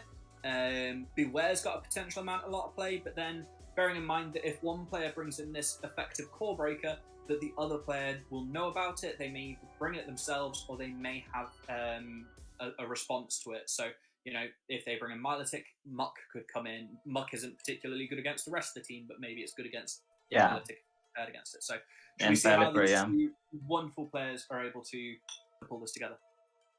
Well, let's see. I bet there will be a lot of... yeah. I see a well, Drapion, it's definitely on... I see a Milotic and a Drapion. Yeah, so tries to catch. Lands the Shadow And Ball. This is going to be absolutely huge. I would expect to see it switch into Milotic here, and then just a Dragon Tail down. Might be a bit aggressive. Yeah, and now this energy on the Milotic is going to be really dangerous towards the RS and NIO. Emeland knows the counts, knows that this isn't a Hyper Beam, knows that they can tank a Surf, tanks the Surf, knows that they can then comfortably farm down, and we've got a very, very dangerous Milotic here. It's a tanky Pokemon. Yeah, definitely needs to come back with the Pallet to soak the Surf damage, right? Yeah, but even if they do that, then potentially that Hyper Beam goes off, which I think would have been my play. Am I a bit aggressive as a player? Maybe it happens. Whoa, shields the Surf. Throwing the Weather Ball, it's very awkward. Arsenio, however, we've seen him come back from some very difficult positions. Wouldn't surprise me to see a Wing Attack down here, have a ton of energy. Yeah. No shield on Earth? Absolutely. Have a ton of energy on this Pelipper, and we've seen what Pelipper with a lot of energy can do. Bearing in mind that Frostlass still isn't going to be able to farm down. So, in fact, in comes the Shadow Drapion. So there is going to be a Drapion versus that Frostlass in the back. And Yeah. that is a pretty solid matchup for the Drapion now. Nope, chooses not to, but it's worth noting Emelange has Sludge Bomb on Weather the Ball. Drapion. Oh. Mm-hmm. Now, again, for Drapion, for Shadow, I'm always of the opinion that Aqua Tail and Crunch are the right moveset. For normal, I can see Sludge Bomb being useful. Fence proc there for Emelange, absolutely massive. What makes you think a Sludge Bomb is going to be really useful on a Shadow here? Is it the Shadow Sludge Well, Bomb? I think it was really for the other opponent that had a Poliwrath. That's the only reason I see. I was thinking Poliwrath there, wasn't it? Yeah. So we see the Crunch. Obviously, draws the final shield. We are talking 2 shields, 2-0. That was another defense proc. That Drapion Yeah, gets the is farm down, and now Drapion is absolutely loaded. Yeah, but at the same time, Goes it's for pretty the much- Aqua Tail bait. pretty Wow. much in a position where he could be powder snowed down because of that double defense debuff. Yeah. Goes for the Aqua again. I would expect to see a switch here. Gets Switch both back, shields. back. Oh! Is able to throw the weather ball. Was this a CMP tie? No, it was not. And now I think Frostus can farm it down, right? Yeah, if it's not, Yeah. Frost has to pull it down. Although, Ooh. you know, I thought that he's out of weather ball. He's out of weather ball. Oh, had to throw, unfortunately. So, Yeah. yeah. Forces the throw. That Frostlass isn't at back to back. That Frostlass was only at 1 avalanche. We then get CMP time. Yeah, but Oh, how Yeah. close could it be? that's Poison Sting for you. Resisted Poison Sting, not enough to farm down the Frostlass, and so Drapion takes the L. Not enough attack on the Drapion, unfortunately. No. So, Frostlass No. also Milotic be incredibly useful, but both players liking their Milotic and their Shadow Drapion. Do we reckon Yeah. they're gonna Which is the same, or expected. do you think it picks up? Yeah, probably. It's just safe of a strategy. Is like 2 Pokemons that are either spammy or bulky, and both can deal with the opposing's Frostlass, right? Yeah. But now, do we absolutely. see a Muck or a Beware? That's what I'm I was about wondering. to say, do we see a Beware? In fact, no. We do see the Muck. We see Nope. Milotic and Milotic. There's a Muck and a Pelipper, and there's a Drapion and a Pelipper. Now, I know which I'd rather have up against a Pelipper, and I'd rather have a Muck than a Drapion. That Thunder Punch just Yeah. doing that little extra damage. We see the Milotic match play out very similarly. Arsenio deciding to go for the extra Dragon Tail, choosing to shield a Surf. This is really going to be quite difficult. Looks to switch, knowing a shield Oh. down and tank this Surf on the Pelipper. Pelipper. Sorry, distracted by a dog that's asking for cuddles, so I'm forgetting Pokemon names all over the place. Well, and now, I mean, do you even fight for Switch here? I don't know if you can really. I think it's going to be awkward. Okay, Thunder Punch coming through. No shield? Yeah, it's definitely dangerous to go down 2 shields that early, so decides to let it go and maybe comes back with the Drapion? Drapion's a solid Muck counter and could be nice to... Okay, no, never mind, just comes back with the Milotic, unloads the Surf, which maybe KOs? No, not enough. No, So, Muck is Gets the quite farm tanky. down at least. He does not survive the 2 Aqua Tails and the Poison Sting. Yeah, and now Drapion comes in, gets an energy lead, and there's a Pelipper in the back. So maybe the fence drop can do something here, because if it gets the defense drop, the next crunch is gonna definitely hurt. And so No, absolutely. No and this drop. is one of the real powerful things about Drapion. Crunch is just such an impressive move. yeah, especially coming from a Shadow Drapion. Well, see, you're converting to my thoughts on Shadow Drapion. Goes for another crunch, gets the final shield. Get the shields from Pelipper. Sorry? You're converting to And my gets views the on Aqua Shadow Drapion. Tail, which... No, I used both, but in my team actually the known shadow was actually better because I was using other sweepers, you know. That's all. But That's fine. I can't deny it's really strong. And now We're gonna has see to a hyper hyper beam. beam. Whoa! So, Straight for it. Sign somewhere that says "Get beamed." Does anybody have that? Does anybody have Boom! a beam sign? There we go. It's just been beamed. Oh my gosh. Decides to call the bait and gets beamed. That's absolutely delightful to see. Wow, what a beam! Yeah, it's always something you love to see, just purely because nobody likes to get beamed. Nobody likes to get beamed. No. There's so much damage, but I don't think it was really safe not to shield there. Sorry, he didn't have a shield. He didn't have a shield, did he? No, he had a shield. Pallet had like one shield left, I think. No, the Milotic had a shield left. We see. Oh, no, I Frostlass don't remember anymore.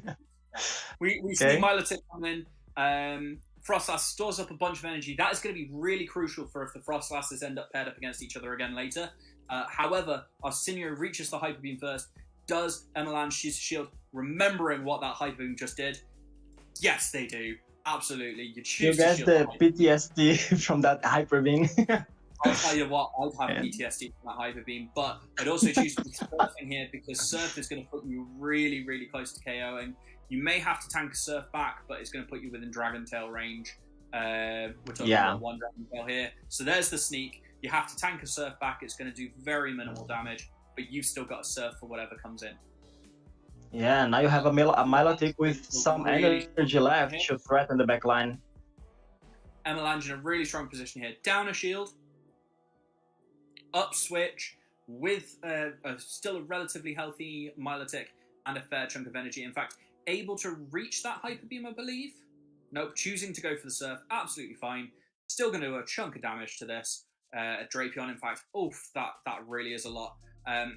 Even taking the energy back, this feels like one of those cases where, yeah, it's always a bad case for Arsenio. There's no real happy solution there. In comes the Frostlass. Yeah. Now, bear in mind, we know that there's Frostlass with energy on the other side. Looks to land the Weather Ball. Obviously, this is going to do a lot, but it's not going to do enough. It wouldn't surprise me to see a combo play here, a switch into Frostlass and land an Avalanche. The problem is, once again, decides to take the Weather Ball and now it's in Avalanche range. That's the problem. And more importantly, overtaps, fails to get the, ends up CMPing, has to throw the Shadow Ball, absolutely fine, but ends up in a situation where they've burnt a shield against a Pelipper that they really didn't want to be doing. They're also in Avalanche range. It's really looking quite grim for us. Like a GG's, yeah. Double Avalanche is definitely gonna be the play here. I'm not gonna say it just yet. I wrote off Arsenio earlier in the stream. Can't write him off again. Chat will absolutely crucify me, I'm sure. But I'm gonna stand by the Arsenio could actually pull this off. There is still catch opportunities, although I appreciate we're down at 2 Avalanches now. Yeah. Avalanche comes through, the Frost is gonna get knocked out, and now whatever's in the back is gonna get Avalanche as well. And that's a GG. Straight away. Absolutely smashed. Getting important points for Italy. Nice. So we're up to 14. And we have a little bit of lag. We're staying incredibly close. The fact that neither team is... I think the largest lead that we had was a 3-4 point lead. That is it's staying very, very close. This is an incredibly tight semi-final. Coming in. Either team is going to be absolutely deserving for the final spot. Yeah. Can confirm. It was a max 4-point lead for France at one point. So Italy clawing back like this, pulling it to 14-13 is huge. Yeah, it's huge. Yeah, just being able to keep the French side in range bodes well going into the second half of this tournament. As I hope we're going to full stream. I am having a bit of delay on my stream. There we go. I see Hawkeye moving. There we go. Now you see me. I'm not just a ghost. I'm not a Snorlax here. I'm not Hawkeye's dog begging for cuddles. I'm on screen. I will put him on. am- I will put him on screen if you want. Like, I will quite happily sit here with him on screen. Yes. Do Do it! it. Do Do it! it now. Hello. Aww. Oh, Aww. So cute! such a lovely doggo. Oh my god. So And funny. the doggo has taken over stream. There we go. Absolutely. As Nice. the doggo should. Yes, doggos always should. What do we think so far, then, guys? It's been fantastic from my point of view. So many good battles, y'all. So many just back and forth. Like one turn move. Like, again, I said yesterday, Architect is a cup that relies on technique, relies on energy management, and will punish a single mistake. And we have seen it time and time again. These are elite battlers, but one overtap, one extra fast move, and punishment comes from that mistake. And it's just who can capitalize on it. And it's going back and forth, and it's just I love seeing battles like this. I think for me, that's kind of the hallmarks of a good meta. I know Sosa was talking about how good this meta actually is, and I think for me that's a good sign of it. It rewards a really, really skilled player, and it rewards not necessarily having that one Pokemon that just sweeps somebody's team, but the way that you play, the energy management, the shield management, it all really comes in. And for me, it really shows and separates the top tier elite battlers from sort of your average battlers. And I think what we're seeing here is elite versus elite, and that's why it's so close. Yeah. And it's what's surprising to me is that unlike yesterday where we had like 7 different teams, today we're seeing more and more like very similar teams, sometimes mirror teams, which makes the challenge of winning even harder, right? Because now you need to play the mirror and need to do some catchings and need to manage your energy like really well, because you don't have like a Gymbreaker, you don't have a Pokemon that does not have a counter on the other side, so puts a lot of pressure onto the players to play at the best. That's what's interesting today. These teams are definitely teams that we saw early in Architect Cup before a lot of battlers found Dragon Breath Gyarados. Because Dragon Breath Gyarados breaks up that Weather Ball core, that Frostlass core. Like, it's a great Pokemon to have. But you saw every one of these teams has that Muck. It's literally Muck and Drapion. Really, the Poison Brothers I really like was Muck and Beedrill. But I had to bring in Drapion, I had to bring in Muck because you needed the electric against the water typing of Melodic, against the flying of Pelipper and Gyarados. So those two were kind of there. I'm still, again, surprised to not see Rock Throw, because I think Rock Throw puts that extra fast damage that Dragon Tail is putting on that they're not getting out of counter. And against Frostlass and Pelipper, those have been the cores through everything. If you put a Rock Throw on it and have your double poison in the back, you've got a strong, solid core right there of an ABB. But the battlers are playing epically, as AJ pointed out. As you guys have been casting, we've literally one turn and it's either punishment or you're making magic. Like, it's literally all up to here, and I'm so excited. Like, this is great. Like, you expect this out of like USA and Canada in the semifinals. You don't know what you're expecting with these two because we haven't seen them. It's not against anything bad. We've not seen these battlers, and they are living up to it, especially in a meta where it is anybody. Like, you bring in any Pokemon you want to mix it up. We've seen teams with the same 4 but have Beware, Crawdilly. There was, I believe, a Gyarados on one team, but there was a Gyarados. You can mix it up. Like, it's definitely been really interesting and a great showing here of the EU from Italy and France. I haven't even seen half my team yet, honestly. That was my main in Architect. I mean, you talk about Drapion and Muck. Show some love for the skunk, Sosa. Skuntank. Who? Skuntank was huge for me. Cares. Tell me, you no, can't. okay, You Flame can't when you Thrower, catch Crunch, that. and Sludge. You I will. can't when you I'll get catch you. that crunch, boyo. Well, you I'll see, care when you she catch has my a rock point. throws to your face. Well, She you does. see, It she is a has a great point because Skuntank is a great one. She does. all we see is Drapion all the time. So why not just double up on the Dark Poisons? You see, it's fair Rank 2 strategy. Skuntank. Oh. Rank 2 Skuntank, boys. Okay, Skuntank I- or Beedrill? Skuntank or Beedrill? You tell me which you're gonna bring into the matchup against a Drapion. I'll wait. Beedrill every time. It's Beedrill every time. Drapion? Yeah. Is it Beedrill every time? So then why are you Yeah. worried about Skuntank? Beedrill, Yeah. like, again, the two poison brothers were Beedrill and Skuntank. Muck is only there to cover the Pelipers, the water Pokemon, and all that stuff. But if you get those out and it's Beedrill and Skuntank, they dominate everything. So I think Beedrill kind of weak to Flamethrower, by the way.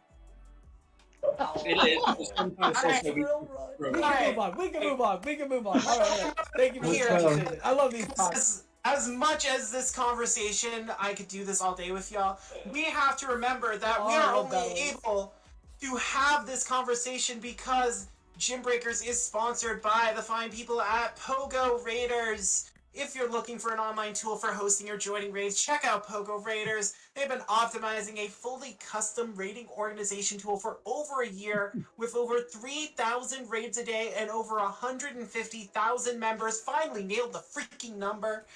You must try their rating tool. It is custom built, and also Pogo Raiders features a community of dedicated Pokemon Go battlers. You join their monthly PvP tournaments, they offer some cash prizes, and you will find help from some of the best players in the world, along with access to infographics and information about everything upcoming in Pokemon Go, so you can go at those cash prizes and try and take them down. So check them out at pogoraiders.gg or on the Discord at discord.gg/Pogo Raiders.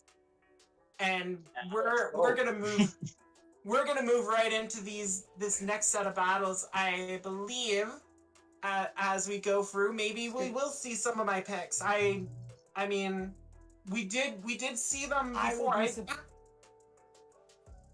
don't know. Girl, I'd be surprised to see a Skuntank. Like, you're the only professional Pokemon. That's the only one I think.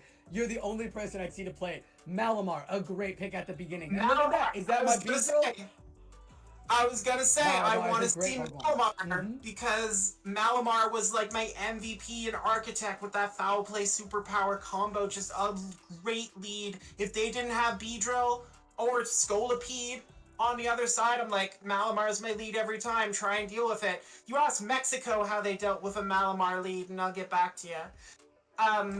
But Okay. DC We're not worried about Vulpix- Mexico. We're worried about Italy and France. We've seen I these two know. battlers here. I know, but I don't know if I'm gonna be on the. I don't know if I'm going to be on the final broadcast, so this may be my last chance to bring up that I went 6-0 against Mexico and tormented them. So, DC You also go Vulpix, 5-1 against France. thank you, Hawkeye. Thank you. So DC You Vulpix, also they have your do Twitter. have that Beedrill.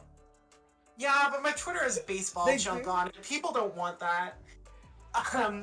But Oh, man. DC Vulpix, We'll do some they- baseball commentary. Yes. Go for it. DC Vulpix. Sorry. Go for it. Yes, they have the Beedrill. That is Malamar's big problem in this cup. Does not want to take a single X scissor or Tesoura X if you are rocking the Portuguese translation. Drapion, still there, still potent. Muck, Pelipper, Shadow Celio that we saw earlier, and that Pseudo Wudo from DC Vulpix.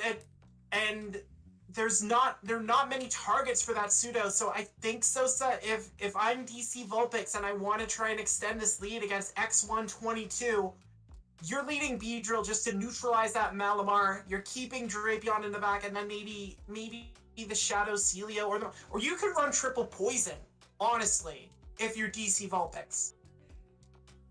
You're leading Drapion. Beedrill is your closer in the back because it gets the closer Drapion that everybody has. So you'd want to lead Drapion. Let's see what the battlers do lead. We've seen these battlers before. We know it is counter on Pseudo Wudo, so it's not the Rock Throw, even though that'd be great against the Flyer and the Frostlass. But it is the Beedrill. You are right, Queen AJ. That is the Beedrill lead.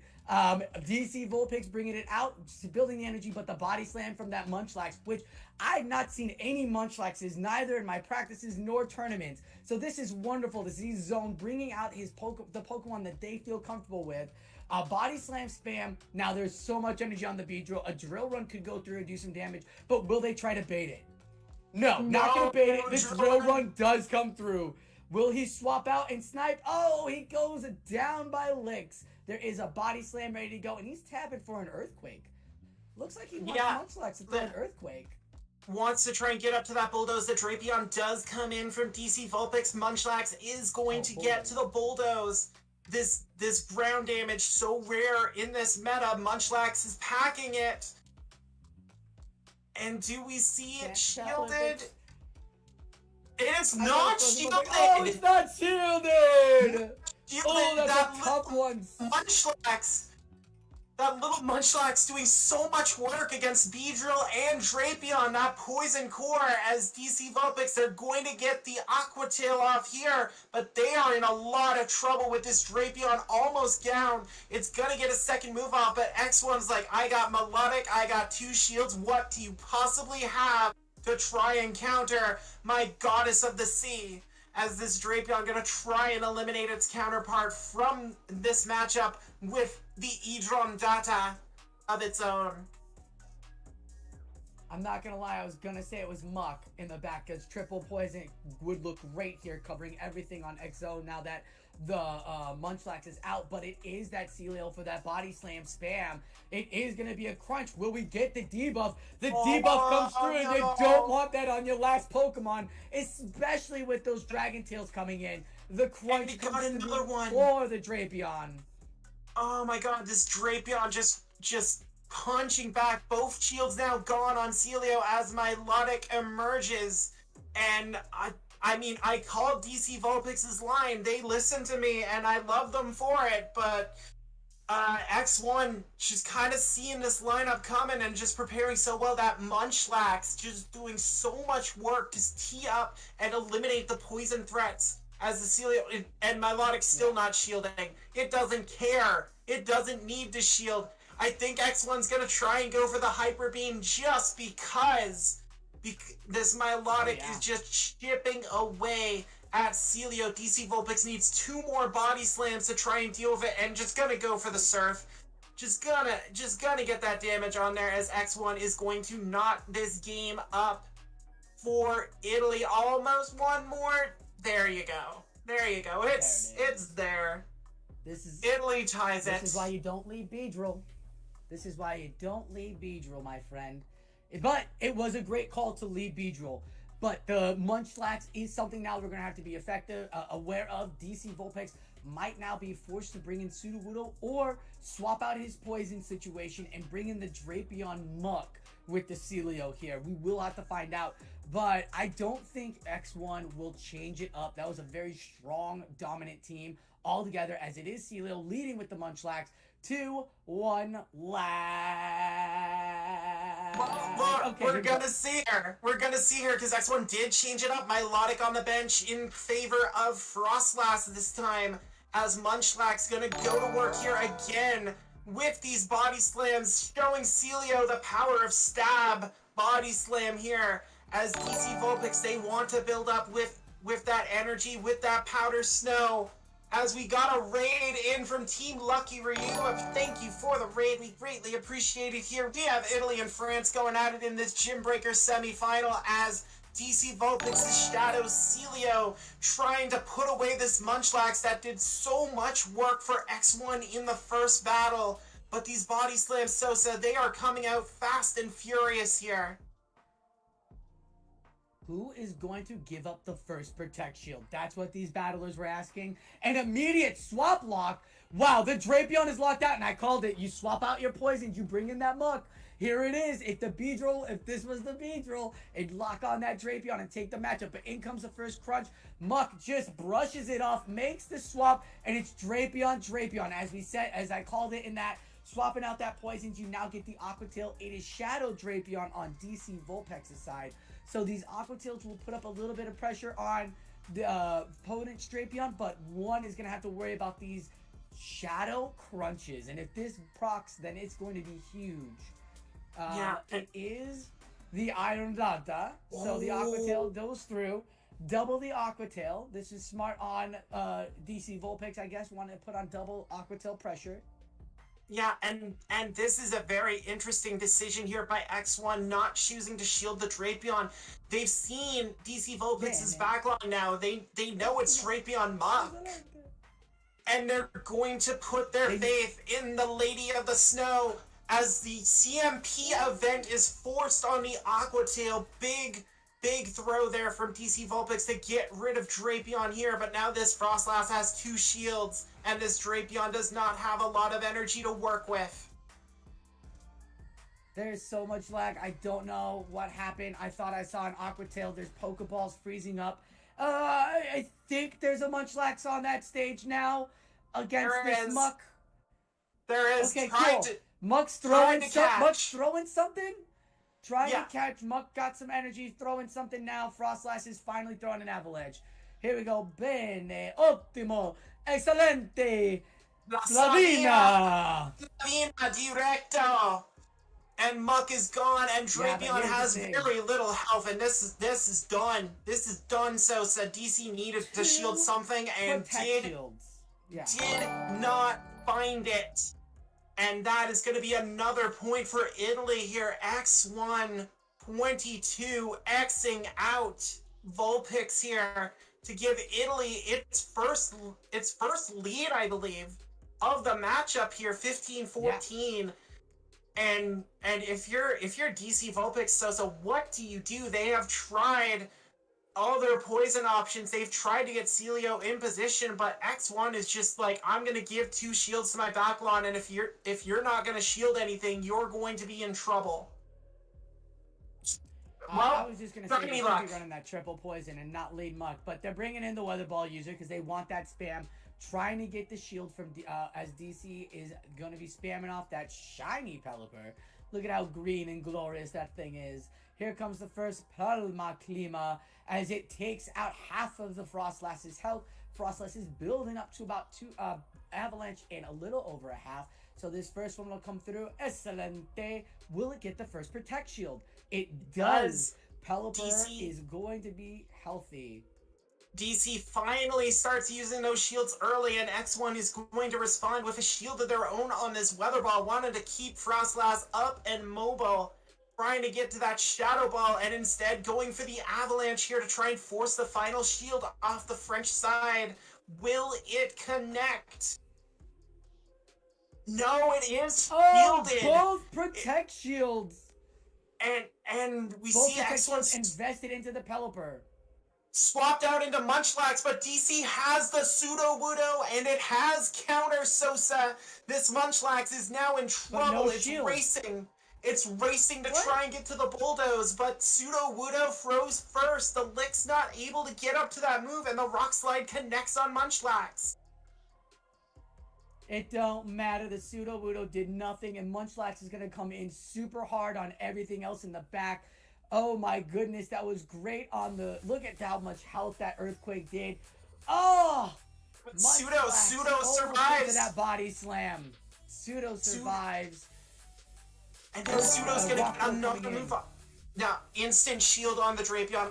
I agree with this move. You have to think it is the Earthquake coming out of Pseudo, but this Pseudo Wudo has done so much work for DC Vulpix, getting rid of Munchlax. And now a healthy Drapion with shields down on both sides. X1 just going for these Aqua Tails.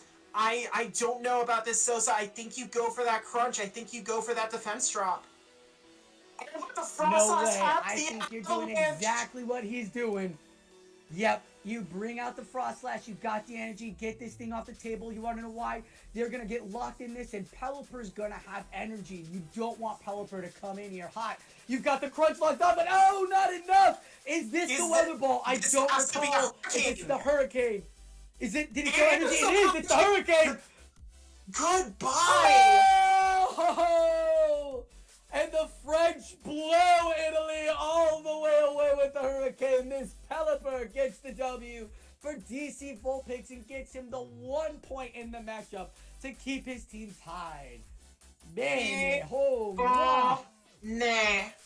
Boom. Bye-bye. Huracao, whatever you call it, whatever language, it was a clutch hurricane from that Pelipper to erase Drapion right as it got the move. Just DC had that planned out. Just remarkable composure there. Wow. Wow, so good sad. down to the wire. Let's talk for a second how X1 abused Munchlax. He just put it out there and took everything. I think he gave just one Protect Shield to that Pokemon in all 3 matchups, and it took out Sudowoodos. It was taking out all the poisons, putting on so much pressure that Munchlax was key in this matchup for 1 to get 2 out of there from DC Vulpix. And the only way for DC Vulpix to come out hard and swinging is when he comes out swinging with that dancing tree here and gets a little jiggy with it, countering down and just barely surviving because of that Earthquake. That was a great matchup there from both battlers. They made a remarkable adjustment there to get the Sudowoodo in there with the counter. We wondered about that, but that's like that Munchlax was running train on DC Vulpix's team. So that adjustment they made saved France, got them the point, brought them back to level pegging.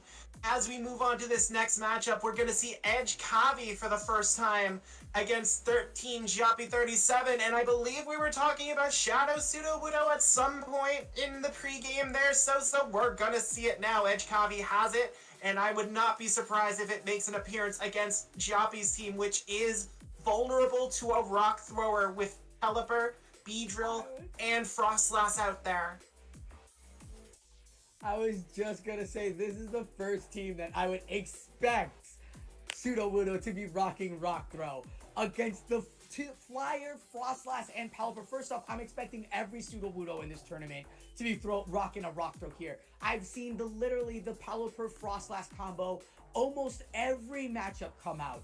One or the other, definitely coming out in 2 battles in all of the matchups, but at least the combo coming out in every matchup here. So I don't understand it, but it's so good. You also get that Poliwrath, which could be rocking that Dynamic Punch and Ice Punch because of the Flyers as well, and not a Scald.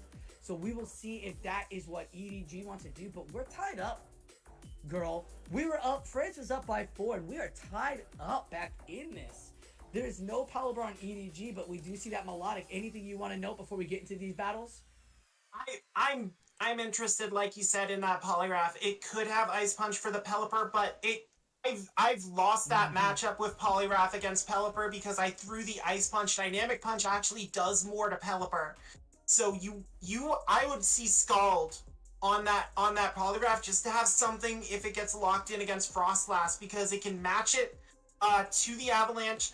But Frostlass is behind to reach for that Shadow Ball, and Scald just gives Poliwrath the option to try and deal with Frostlass. So I think Edge Kavi could be running Scald here. We'll have to see as we get into these battles. I lost to Ashish. Yo, that's an elite tip that you just gave everybody with the Poliwrath and the Pelipper right there. That's an elite tip as Drapion is meeting up with the Crawdilla. We were hyped about Crawdilla, you and I, earlier. We will see it again as it puts on that great pressure. Bullet seeding its way to the Grass Knot, throws it, gets the damage, does not put the Drapion into the yellow, but look at that. Remember, this is Sludge Bomb Drapion, which could put extra damage on that grass typing AJ. We'll see if it plays out. The crunch comes in, the swap out, we will not see if it is debuffed, but the crunch coming out again, we will see if he's going for the debuff here. Yeah, and that was actually a big no shield by Joppy on that first Grass Knot from the Cradilli, and there's the defense drop on the Shadow Drapion. It already doesn't have very good defense, but now this Aqua Tail going to come through. It has to try and knock out Joppy's Drapion here. Will it see it? Oh, I believe it wasn't enough, and now this crunch is going to come through. Yeah, so Drapion on Joppy is still in the red. EDG is throwing something, and we've got 2 in the red, and something came out. The Pelipper came out, and it's going to take the Aqua Tail. Yeah, A nice swap here by Joppy to catch the Aqua Tail on the Pelipper and get that little bit of an energy lead here on the Trash Burb, knowing Credilli is still lurking, trying to get some value out of Pelipper. And now Credilli is back in, gets to the Grass Knot before the Pelipper can fire off a Weather Ball, and Joppy has to shield this here just to protect the Pelipper. I mean, absolutely. Again, grass and rock is something that neither water nor flying want to see. The Pelipper is going to put on some good water pressure onto that rock, but it's still grass typing, so it doesn't take it out. Now the shield is down. We still have shield advantage on to... Oh, Joppy gets the Weather Ball off before the Grass Knot. Will we see the Protect Shield come out so this throws the Stone Edge? No. The Meteor Bola comes through, and we get the Frost Blast now. Edge is going to put it all on Frostlass. We've seen this 2-shield sweep strategy in the back, but this Pelipper still has a bunch of energy. Frostlass going to have to shield the Weather Ball. I think I would have fired that Grass Knot off, Sosa, just to try and erase this Pelipper, knowing there's a Mon in the back that you haven't seen. Frostlass is going to take out Pelipper with the Avalanche here. Salud to this Pelipper. And now Drapion's going to come in with the Crunch.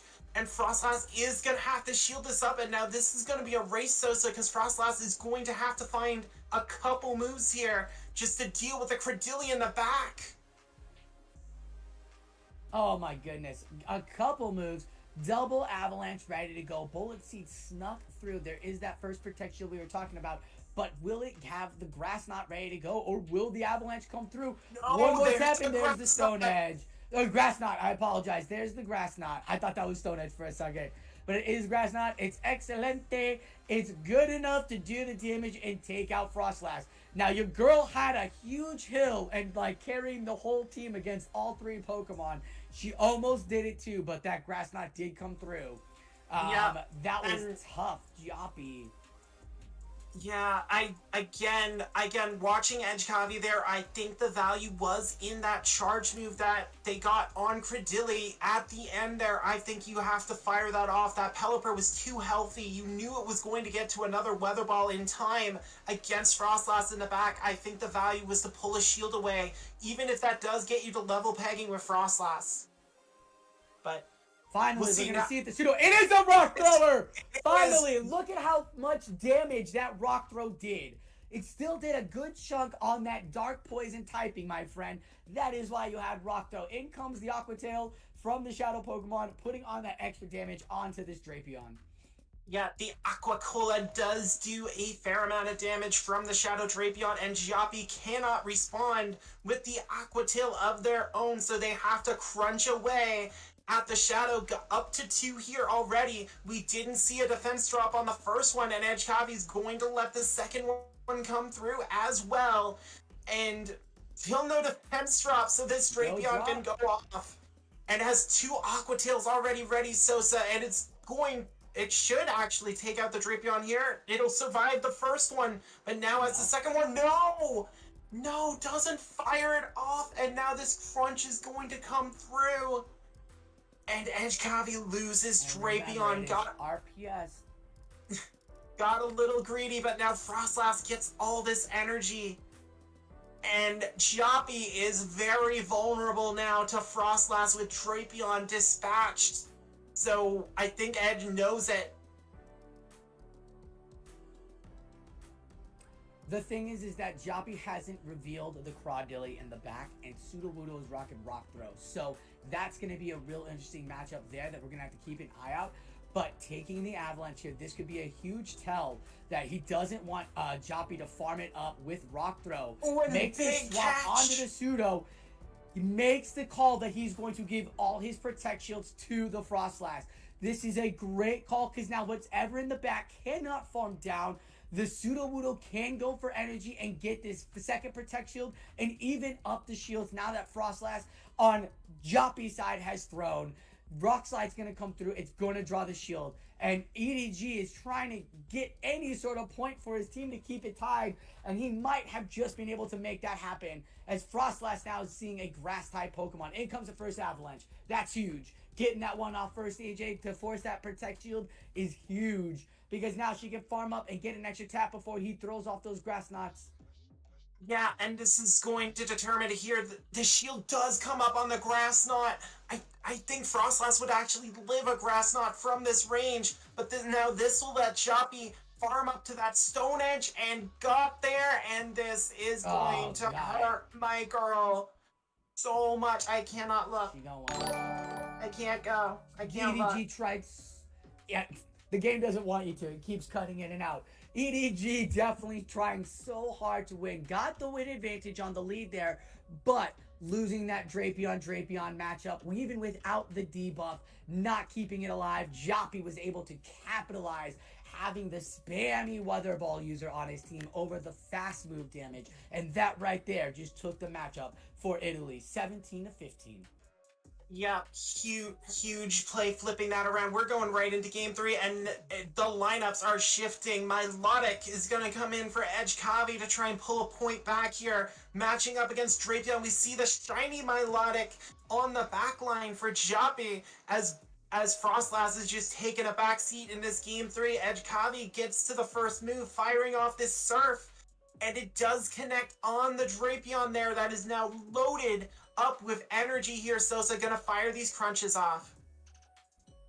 Hoping that the first one debuffs so he can get some extra damage here. Doesn't get the debuff. I don't know. Maybe the Sludge Wave would have been good. Oh, what a catch! Big That's catch! a huge catch! The Melodic is so tanky, and the Shiny's just like, bring it. Did you feel something? I want to splash in the ocean. I'm going surfing on this Drapion. The water is my realm. You cannot hurt me with it, but this Drapion can do some damage with these Shadow Crunches now coming through. That is a huge lick for Milotic to take. Absolutely. Now, Drapion on Joppy's side left with energy. 2 Aqua Tails and almost 2 Crunches. So, EDG's just trying to get some damage. Joppy's just trying to force it. But look at Dragon Tail, AJ. We were talking about it. Melodic with this Dragon Tail. Fast move damage, chunking away, getting to Surfs. It was such a great save swap. You saw why it took over. You understand why, after watching both of these teams, why it's such a great save swap in this tournament. For this meta, as Frostlass is gonna meet that Stone Edge and Crawdilly. Yeah, but that was a big bullet seed that the Cradilly got on Edge Kavi's Drapion before the Drapion went out of this battle. First shield coming up on the Avalanche, as it should. But you mentioned Joppy's Drapion having all that energy, so there are crunches ready and waiting for Frostlass. It has to get to the second Avalanche, has to force a move here. It can't do it, and here comes the Stone Edge. Edge has to shield this to keep. No, it doesn't. Oh, shield. it's coming through. Oh, that's so tough. No, So tough. no. Girl, And that's so tough. now Cradilly just gonna wipe out this Milotic. Edge Kavi knows the mistake that was made, and Joppy is going to sweep away his French opponent and give Italy an 18-15 lead. A huge sweep this late in the game, Sosa. And I am sorry, but you have to shield that. I don't care if you think it's a grass knot. I don't care if you know that crunch energy is lurking. You have to shield that, and you have to try and catch. That's your move. AJ, you can't. There is a Drapion loaded with crunches. Crunch! Ready to go. Ready to go. You can't. It was... The Crawdilly play by Joppy was so beautifully done. Keeping the energy on the for the game 3 out the Drapion with no health, too. Remember, Drapion looked like it was a sacrificial pawn that they were going to keep switch advantage. But it's had the crunch as pressure. You never know what could have happened. It could have been a lag. It could have been a CMP. You could have gotten the Avalanche off that Drapion first. Don't know. You could have farmed it down. Could have just done 2 Powder Snows. Couldn't let that, all that pressure right there is the reason why Joppy was able to get that 2 Stone Edges off that Frostlass, and why ADG did not shield. That was great. Great pressure from Jopius. We're getting into our next matchup here, Abyss Actor versus Noxious.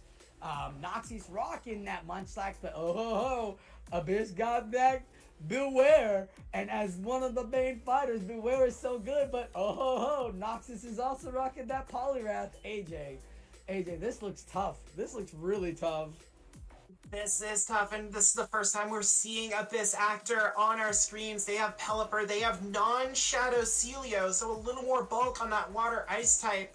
I mean, I didn't run Celio. I ran Lapras as my Water Ice type, but, you know, I'm always going to rep for Lapras.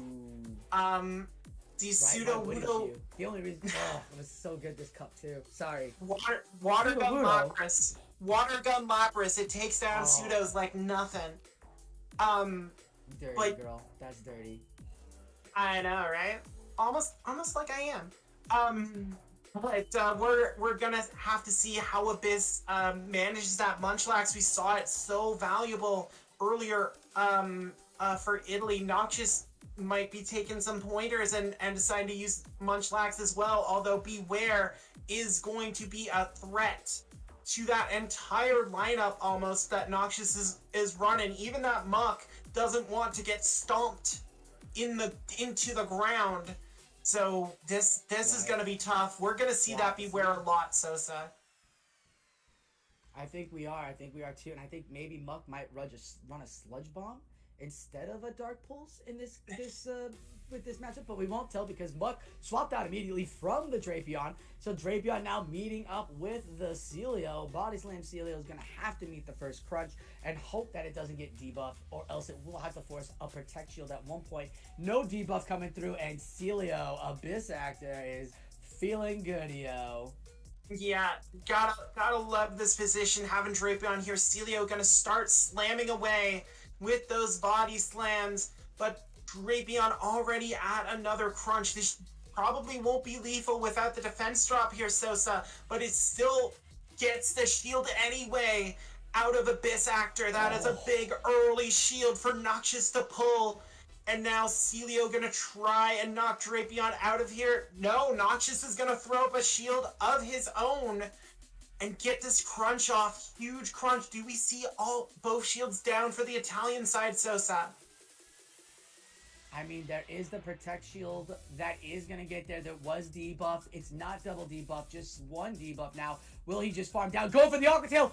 Oh, the farm down doesn't go through for the Celio. Abyss Actor trying too hard and greedy. We were talking about that one extra tap, and it is going to punish him. Oh, my CMP that's too. A big CMP event. That's a huge. That's demoralizing. That is Celio demoralizing at a battler. Not able to prevent the CMP event, and now Milotic is just gonna put this Dragon Tail through. Celio did have another Body Slam though, so it is going to put it on Milotic, but that Dragon Tail is going to dispatch the Walrus back to the Ice Flows with it, and now Abyss Actor has to try and decide how to deal with Milotic. If it is Beware in the back is trouble, it's Pelipper instead, and this might be worse, Sosa, because those Weather Balls are just going to be shrugged off by Milotic while these Dragon Tails absolutely slap the bird. I see it coming. A build up for Hyper Beam, a swap into Thunder Punch. You can get it now. The Weather Ball, like you said, get the first, shield the first one so it's not a Hurricane. You're keeping count. There's no way they're getting to a Hurricane now. The Weather Ball's not going to do it, and there's the swap into Muck. Get to the energy. There is just the Drapion in the back, and now you've got a Hyper Beam on the Melodic in the back.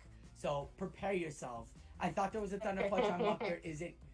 Crunch is going to come through. Crunch is going to do some damage. There is no Dark typing on the Muck. It is just pure poison, which I'm surprised. I would like to see the Venomoth. I would love to see the Venomoth battler show up with the Venomoth with all this poison rocking around. But the Thunder Punch is going to do the damage. Does he get to a second Thunder Punch before the Octail comes through, AJ? No, not in time. This Crunch will take out this Muck. But there is a Surf, two Surfs probably, on this Melodic ready to go. Yeah, and is going to get them off immediately here. Noxious knows that Pelipper in the back is dry and actually undercharging the Surf here. Gonna try and get a little more. No, can't do it. And Pelipper going to try and tank these moves. If this Surf does not do enough, this is going to be it for Abyss Actor. Does the Surf KO? It doesn't! Oh no! It gets Dragon it though! Tail! Oh my goodness! Girl, not to mention the Weather Ball was there too. That was a wing attack, which is faster than Dragon Tail, and it was coming down to the wire for Abyss Actor there. I think Abyss Actor might have gotten it on that wing attack, but unfortunately the Dragon Tail damage registers and takes out Pelipper. So good. Big win for Noxious WS there in the first game of this set of 3 to stop the bleeding and keep France in range, and now gets Frostlass on Pelipper. I love this. I love this as a Frostlass user. And now Drapion instantly coming in for Abyss Actor. Noxious gonna farm up a little bit and then swap to his own Drapion, trying to catch a crunch, but instead, lots of tasty energy for Frostlass in the back. You must be excited to see the end of this matchup, AJ, because that Frostlass is loaded, and this Drapion will probably not use a Protect Shield at all. It's all going to ride on Frostlass and that energy. We don't know what Abyss has in the back, so we're going to have to go through. But we are going to see what somebody's screen looks like for 5, as maybe that Aqua Tail got a little carried away. But in comes the crunch. Do we see a debuff here? No debuff. We're getting to the second Aqua Tail here, and I like this play by Noxious here to be going for the Aqua Tails instead of the crunches, because he's got that energy on Frostlass, trying to force the shields, just trying to get this Drapion out faster, and Aqua Tail gets faster to then crunch. So going for the crunches is great for the debuff, but if you need the situation to force shields, Aqua Tail is the way to go, and you can do it with Shadow Drapion, as another one, girl, is coming through off this bird. That is a huge Aqua Tail to get for Noxious there, just to get that extra little bit of chip damage on Pelipper. It got a lot of energy with those wing attacks, but this Frostlass already at an avalanche, and Noxious gonna let this first move go through, confident it's a Weather Ball, and he is correct, and Frostlass can actually tank a Weather Ball, unlike a lot of other moves. But this Shadow Ball, I'm intrigued as to why Abyss is not swapped out. The Shadow Ball gets a Protect Shield. Now that is kind of understandable. Catch. Oh! A Noxious catch again! Protect the last, dancing around with the Maiden of the Snow, and this Milotic able to take a Weather Ball even better than Frostlass, and now just gets to start Dragon Tailing, and Abyss Actor finally reveals its Pseudo Wudo and its counter Sosa. This is not a Frostlass answer. This is not a Frostlass answer. We've only seen one rock throw. Everything's been counter on Pseudo Wudo. Here's the worst part. Melodic had 2 shield. How dare you swap into this? Like, your Pseudo Wudo is done. You've lost the shield. This was a poor opportunity here by Abyss, because now Melodic, with all of the energy, could either throw all the surfs and lose all the energy, and then you just got Frostlass to just farm this down, because it's not rock throw, girl. You're not rock throw. You counter. You won't do it.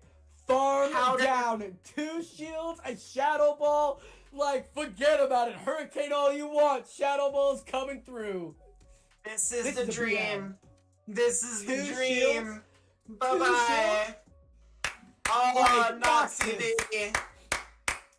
That's a 2 shield win. Like, properly not having to use 2 shields. Not like, oh, I made a catch or anything. Like used everything meticulously. Like, 2 shield. Oh, no, made the catch. Sorry, I apologize. Yeah, I was about to say, Nox made the catch.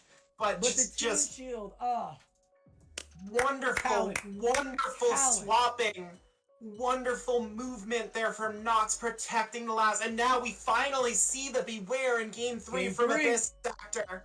But now Milotic meets it, and a quick swap to Celio is met by Drapion here. This is gonna be tough for Abyss Actor. Is not just gonna sweep right back and make it a tie game again. Abyss is gonna try to stop it, and it starts with these body slams from Celio here, Sosa. AJ, every time we cast these games, the teams coming in here are like uneven. It's like 2 3-point leads. we get to shoutcast them, and all of a sudden it's catch galore and total, no one knows what's happening. It's wonderful. We're almost back to tied up here as we're going in an RPS situation. But here's the thing, AJ. The Celio is so tanky that it could counteract that switch clock and bring it back if there's energy left. And we've talked about it all day. Energy on any Pokemon at the end here could be worth it. So, as you see, Celio is the way to go as the Protect Shield comes on. And the Drapion is now off the table. This is such a great comp to play with all sorts of swaps, all sorts of team lineups as the Dragon Tail comes in. I wonder if people bring in Celio on Melodic because they think it's a dragon and not that it's water typing. Because I was like, why are you bringing it in? It has nothing. And Muck comes in, and now Muck is now locked into this matchup. Yeah, and that's a big reveal for Abyss Actor. As now Nox knows the entire lineup and might be saving the Muck. No, goes right into the Muck here. Actually gonna try and build up some energy. I thought Muck might have been saved for the Beware. But no, and an early shield here from Nox. And shields a Dark Pulse. That is a huge shield to get there, Sosa. Preventing a potential bait shield there. Huge shield. And now this Muck's going to throw again. And I think Nox knows. Yeah, it's Thunder Punch. It's too quick. We can all feel it's way too quick to be a Thunder Punch. Everybody knows that's way too quick. Double shields. Now that we see what Thunder Punch can do, here comes almost 2.5 Thunder Punches on this Muck by Noxus. And look, Professor Oak wants you to get this thing out of his room. So if you can use Muck again with extra energy too, got a little bit of extra energy there. Muck is there were away. no bubbles. There were no bubbles on that Thunder Punch, and Nox able to get the extra energy farming Muck down, and now has all these Thunder Punches to throw at Beware, and Beware. It can take a Thunder Punch, it can't take 2, and now Nox has a choice here. Does shield the Muck, does protect the energy, and Stomp denied. It bounces off the Protect Shield. This Muck's gonna get up to 2 Thunder Punches, but the catch on Celio. But the problem is that Beware's going to need multiple moves to deal with Melodic, and the Thunder Punch is there. Is this going to be enough? Does the Melodic have a move? That's going to be the question. Melodic Nox doesn't have is a swapping move. in. There's the shield. There is no move. And Beware's gonna Is it Stomp enough? Is Stomp No, it's the superpower. But does this poison make it more effective? No. Oh! Doesn't get there. The fighting tank! That is tough. Fighting tank, girl. That is tough. That the actually one time did not look like, but when the one time Nox didn't bring the last. In Abyss's favor. The one time Nox didn't bring the last, yeah. You see the Beware though? You would still be eaten up by the sneaks. That Beware, it did not look good for Noxus for Abyss at the end there, but he invested in his Beware and said, "I will close out with this Pokemon," and made it work against that Melodic, against the opponent's Muck. Like even the Muck on Abyss was less than the Muck on Noxus coming in, but giving the energy to Beware, letting it play out, letting it just build up, and then super powering that Melodic with no Protect Shields. GG's on their Abyss, getting that point and making it so it's not tied. Hell no, AJ. We're gonna send it back to the other two, not tied. Woo!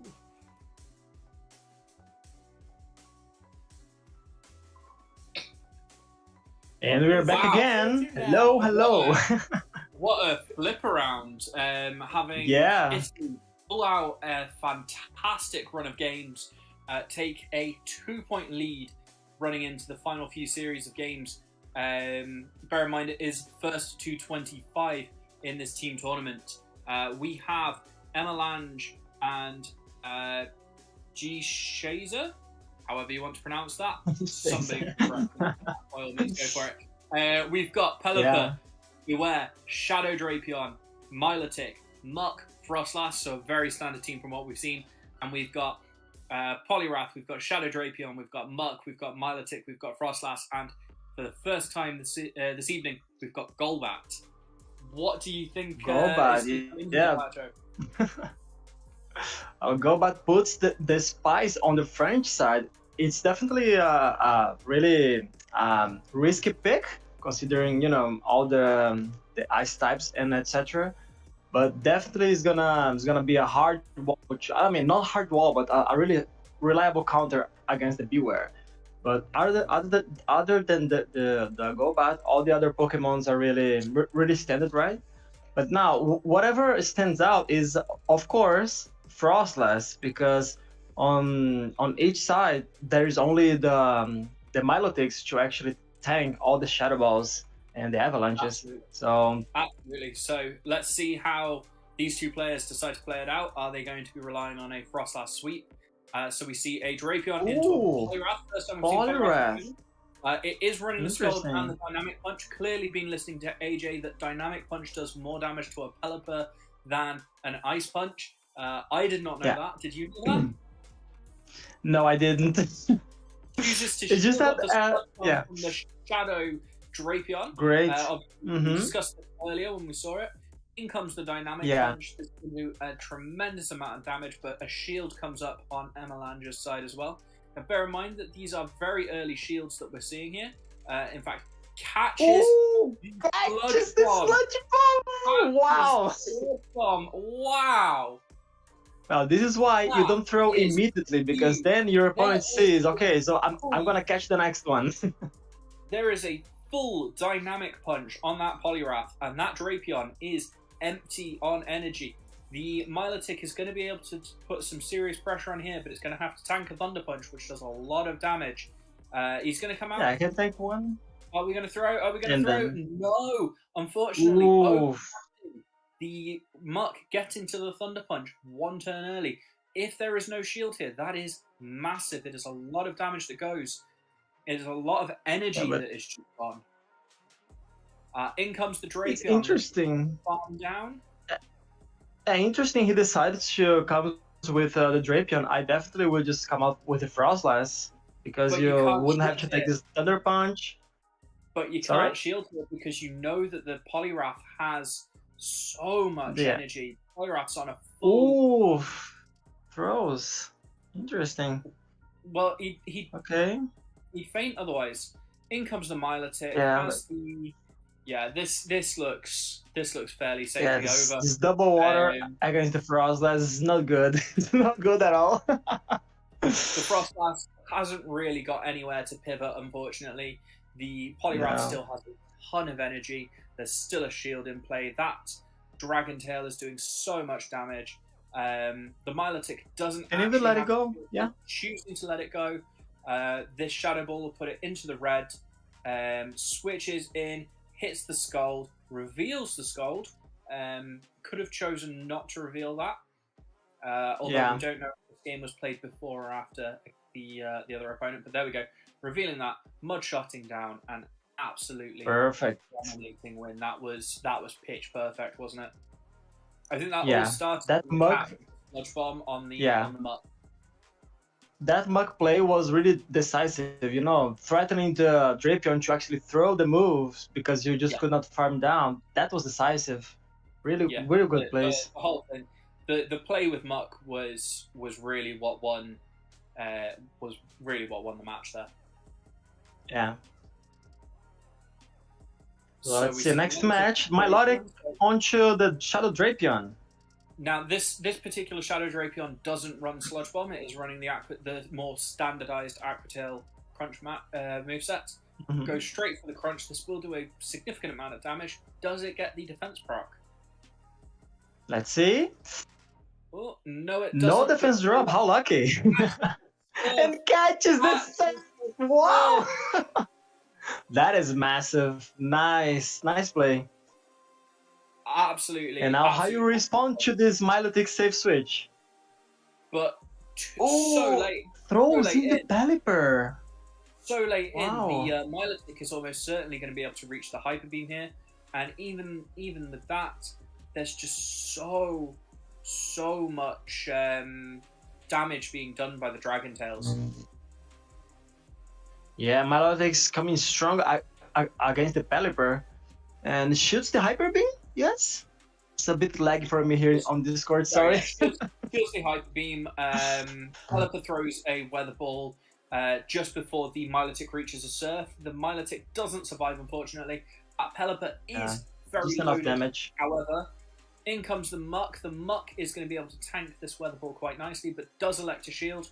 I mean, you've got 2 shields. You can't use them in the next game. You've got to use them here. Decides to go for the first weather ball. Goes for the farm down. Elects to go for the farm down. Ooh. I would shield here. This is, really important. Does in fact shield. This will drain all of the energy off the Pelipper. In fact, straight switch into the Frostlass, but you've got a Dark Pulse. So here's the really crucial thing. The Frostlass does choose to shield. So now is a case of count. So we know that the Frostlass just got 2 Powder Snows off. Oh, he goes straight in for the Crunch. Oh, this is massive. So we know that the Crunch isn't going to do enough to KO. However, we also know that that Muck is not energy dry. No. And in fact, can even fast move down the Frostlass from this range. I think what he's going to do. I think that Muck is going to fast move down the entire team here, looking at the amount of damage left. So, just poison jab down the Frostlass. In comes the Pelipper. Down goes the Pelipper to another poison jab. In comes the Milotic. The Milotic, doesn't get poison jab down, but he does get thunder punched by a Muck. Surf was not gonna be enough. Muck is bulky enough to survive, so it was in the bag all the time. It would have been a little bit risky and a little bit bad mannersy to try and poison jab down that Milotic, but it would have been funny. So maybe Dark Pulsing it? Back up to 19 points apiece. This next game is going to be crucial. Who takes the lead into the final sets of games? So let's see what. See, we're getting close. We really let's are. See. First 25. There are 6 points remaining. So next match, we have the Beware against Milotic. Yeah. The Muck and the Frostlass in the back, and there is also the Pelipper and the Frostlass. So this is going to be absolutely massive. Let's see if the Beware goes for the Stomp or goes for the Super Power. Goes for the Stomp. Absolutely. Yeah. Trying to stomp up this Milotic. Let's see what happens. Milotic can tank any one move, either Stomp or Super Power, so it was a safe no shield, and then Beware decides no shield the Surf. Beware is gonna have to tank this Surf. It doesn't tank it particularly well. That will put it almost into farm down range, but the Super Power comes through, electing to no shield, deciding to tank the Super Power. This will KO. I'd expect to see the Frostlass come in, just farm down. Oh no, in comes the Muck. This comes to the Muck. Interesting. Let's receive with a Frostless, and now what do? You sacrifice the Muck and just you bait here. You know shield. You know shield because they got here first. You go straight for the Dark Pulse. If he shields, you're up a shield, and you're in for the Frostlass. You've CMP'd, so basically, no matter what he does here, you switch. It's Pelipper, so you're probably looking okay here. Yeah. You are one powder snow behind, which is worth noting. However, as long as you're able to sneak here, which he does, all you need to do is CMP on the next one. Yeah. Goes for the bait, gets the shield with a good play by Avalanche's side, and then goes straight for the Shadow Ball. Goes for the Shadow Ball. Do they see a shield? I wouldn't be surprised to see the no shield, and in fact, no shield. That is a big, risky play. That Frostlass still has a lot of energy, and I think we're going to see Frostlass take down this Pelipper. In comes the Shadow Ball. Straight Shadow Ball. Got to come up here, hasn't it? Shield's got to come up. No. Oh my god. That is a lot. But bear in mind that Pelipper is going to require 2 Weather Balls to take down this Frostlass, because one to get through the shield, the second Weather Ball is not quite going to KO, and that Pelipper is ever getting closer to Poison Snow down. Poison Snow down. But there we go. There was still the Muck in the back, so no way. That was an impressive run of games there, pulling France back into the lead 2019 as we go into the final few sets of games. Yeah. Fast games too, right? It's all Shadow Balls just flying away and just knocking things out. It's really nice. it's one of those things. No Drapion mirror, thankfully. When you're running so many things with so many different nukes, and they get to them so quickly, it really does pull up.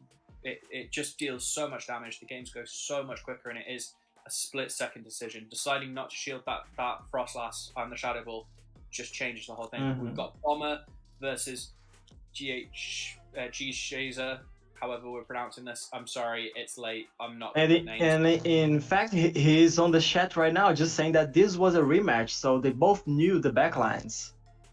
So maybe that's why the decisions were as they were. So yeah, no, I nice. Just quickly running through teams. So we've seen Bomber's team earlier. We've got Pelipper, the Sudowoodo, which I believe we saw as counter. Normal Drapion. We've got Milotic. We've got Muck, and we've got Frostlass. And of course, we've just seen the other team on that side. So looking through this, I mean, I still like the Frostlass. I still like the Milotic. They're doing absolute work. The Sudowoodo might have some play here, but it's going to be really awkward to pull it in against a triple water team, isn't it? Yeah, especially because he's running counter. It's not really that good of a counter to Frostlass. So yeah. I think you definitely want just play the Milotic. Golbat for the Frostlass, and then just the amount of damage that it's able to do to the Drapion and stuff. Yeah, but it does feel a little bit awkward. But shall we see how they play it out? Yeah, let's go. Starting to get to the point for all the marbles. We see Muck into Frostlass. Dark Pulse is going to be super effective, but Frostlass is going to be outpacing to those avalanches, and avalanches doing an awful lot of damage coming in. That's a bit awkward because your counter to Frostlass is in the back, so you just need to let it go, maybe? Okay, decides to shield. In fact, knows that they're going to get the shield back with the Dark Pulse here. However, this could be... Yeah, no, there we go. A very safe shield, knowing that you can simply outpace, even if they choose to bait, the fact you can get to the avalanches here just so quickly. In comes the refund on the charge move. Shadow Ball comes through. Now, this is a really safe notion because we know that the Milotic survives this, but it wouldn't have surprised me to build up a bit of energy there. Comes the Milotic. Now, we've seen this before. The Milotic tanking a massive move, going in for the Dragon Tail farm down. Absolutely massive. Has to take the Surf, but the Surfs do absolutely nothing by comparison. It really is just a rubber hammer kind of move, isn't it?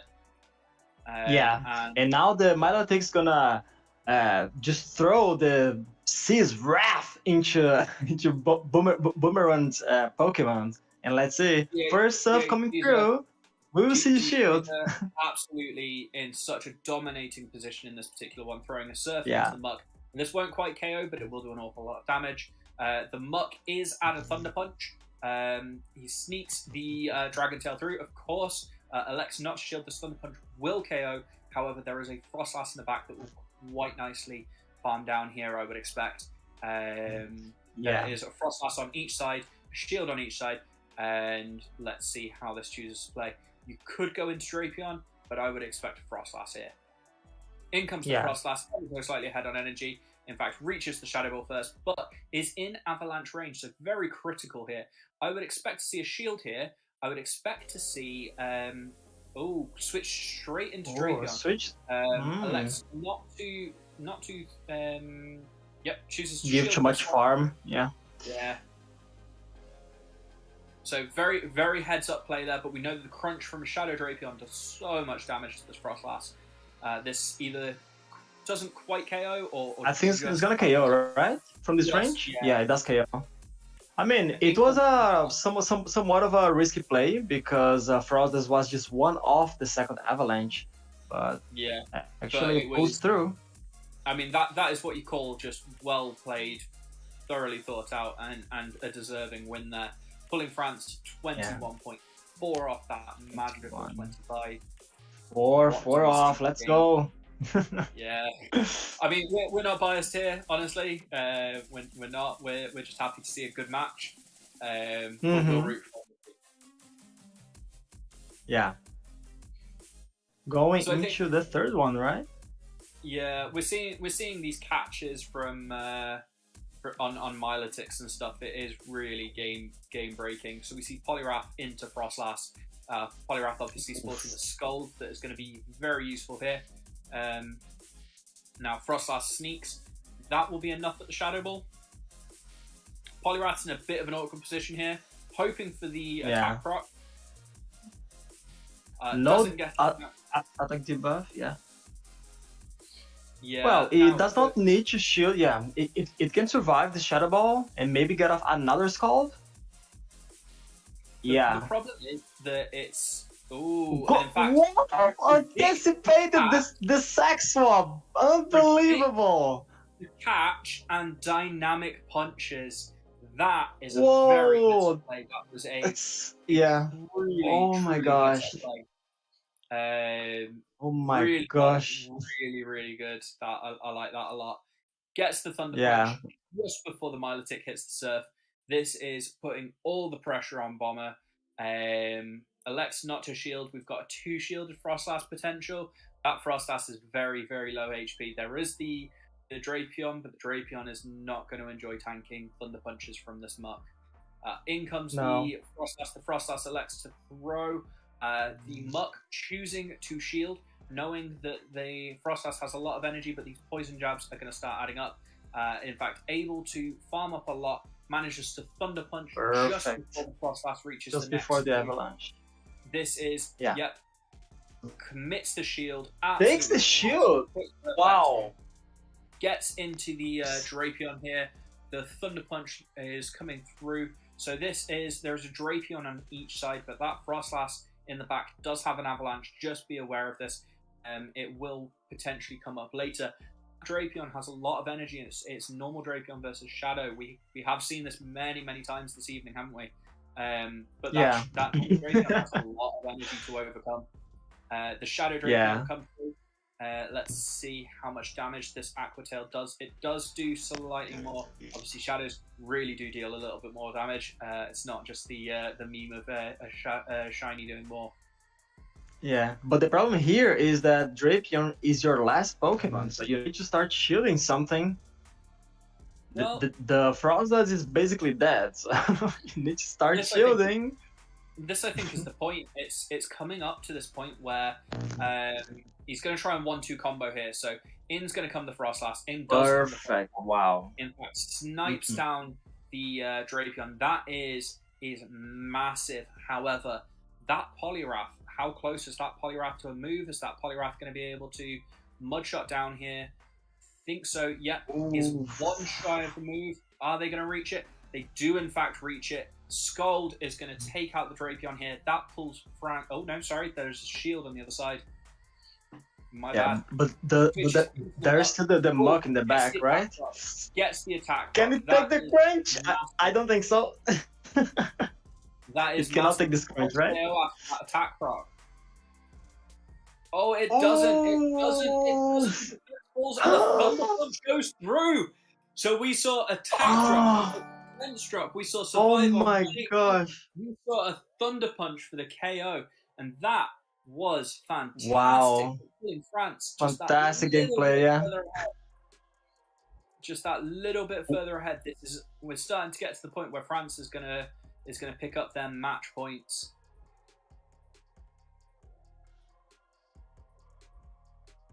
That was a really nice game. I mean, it was one of the closest game I saw in this whole Architect Cup. Really good. The prediction of the switch, everything was perfect from both sides. Yeah, the whole thing was excellently played. It really went well. So here we go. We've got Milotic and Drapion. Obviously, there is crunch is going to come through. However, this Drapion it can crunch away. But the Milotic really doesn't mind. It can tank them. It can tank the first one easily. If we get the first proc, it's a little bit more worrying. But you know what? The Milotic's just going to go, I don't really mind. Throws on the CMP, but forces the shield because I think it was just barely KO, right? Yeah, it was KO. So. It wasn't quite CMP. It was one turn off. The Surf coming through here. If it takes the shield or if it KOs, it'll do. Oh no, not quite KO, but is gonna. And gonna reach a second one and catches on its own. Wow! That Milotic still has a bit of energy in the back, still has a bit of health. If there's a Frostlass, it is still going to be capable of dealing with that. In comes the Pelipper. The G-Shazer is a little bit behind here. Obviously, one shield behind, but also just in terms of health and Pokemon, it is just a little bit tight here. So reaches the Aqua Tail and the Weather Ball, forces the CMP type. Pelipper winning that, coming in with the Weather Ball, which should KO the Drapion. It does, in fact. In will come the Milotic, absolutely fine. Has to tank the Weather Ball. We know that Milotic can tank a Weather Ball quite nicely. However, it is also a CMP type, and the Surf coming through, but we're left with a Frostlass that is going to be down a shield. So the question is, what can Frostlass down a shield actually do? Oh, and so Frostlass mirror match. This is just as simple as you build up to 2 Shadow Balls. I mean, yes, there's a Milotic in the back, but you've just swapped in. You're not going to be able to catch this. This is a game over. So Italy pulls back to 20 points, puts themselves 5 within the winning point. So they are within 2 matches of taking that win. However, France still holds a narrow 2-point lead. Yeah, it's not far from over. Both sides are trying really hard to win this match, and we see 22-19 is really close. Now let's see whoever is gonna just close the door. What? Sorry. 22-20. That was 20, wasn't it? Oh, sorry. Still didn't. Fish update here. Yeah, we'll blame him for being slow. So we've got Abyss and we've got Edgecavi. So we've seen obviously both players before. But we've got Pelipper, Beware, Shadow Drapion, of course my favourite Pokemon. We've got the normal type Celio. We've got the Kanto Muck. We've got the normal Sudowoodo. On Edgecavi's side, we've got Poliwrath, we've got Frostlass, we've got Shadow Drapion, we've got Credilli, we've got Shadow Sudowoodo, big props here, and we've got Milotic. Now, I would expect to see Shadow Sudowoodo. I believe it's Rock Throw. Really should be Shadow Sudowoodo should be Rock Throw. But let's see. Yeah, it's really strong here. It only has to fear the Beware. I mean, both Sudowoodos. I mean, of course, the one on the Abby side needs to fear the Milotic and the Poliwrath. So I think maybe we'll only see the Sudowoodo from the Edge side. Let's see. I actually think it's coming really strong. Bringing Poliwrath because I think it's really strong here. So in fact, leads Poliwrath into Muck. Obviously, this is a fairly decent lead. Switches in the Drapion, catches the Celio coming out. We've seen this kind of matchup now. It is a Shadow Drapion, so these body slams, they do add up. The crunch coming in fast though, able to land the crunch. Does he shield? Does not shield. No. Oh, there is a defense rock. Oh, defense rock. Yeah. I'd expect a no shield here and then start Aqua Tailing, to be honest. Golpe Aqua Tail, I believe is body slam. Wow, that's a ballsy move because I don't think it KOs, right? It's just a shield bait. It doesn't, but it puts it really close. Wow. And because the Celios at the move, they almost always shield that. It would have been a really ballsy no shield of him. So it wouldn't surprise me to see him get one here. Now he in fact can crunch here because he gets there just before the body slam. Yeah. And the Celio decides to, let's see, no shield, okay. Advantage. So, but bear in mind, this Drapion is perfect farm down if we see something come in. We see the Beware come in, so it is going to be Shadow Claw all the way down. That is a ballsy Shadow Claw, but the Shadow Drapion electing to throw an Aqua Tail. The Aqua Tail likely to connect. It does. The Beware I found to be weird. Sometimes it's really tanky and sometimes it's really not. It feels like it tanks some things really well, and it feels like it tanks other things like paper. So it's one of those things. The Beware Fuerza Buerta, I believe that is a superpower. Fuerza Bruta. yeah. His screen is in Spanish, so that's why. I don't speak very well. I can say hello. I can say bread. I can say ham, cheese, lemonade, and ice cream. That's it. Can you say puño trueno? I can say beer as well. That's all I need. Yeah, Right, the Muck comes back in, handles the rest of the Poliwrath. We still have the Milotic. Now, Milotic is not going to enjoy the Thunder Punches here. However, the Dragon Tail is really starting to add up.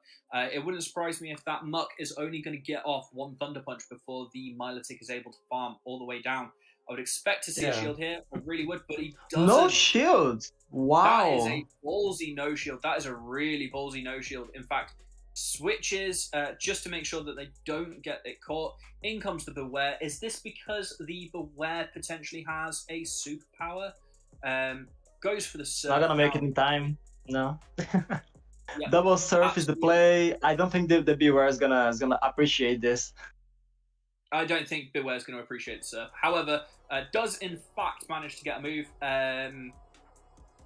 I imagine that was a CMP rather than a false CMP. Yeah. That is a the surf lands, and let's just see France move within 2 points of scoring the win.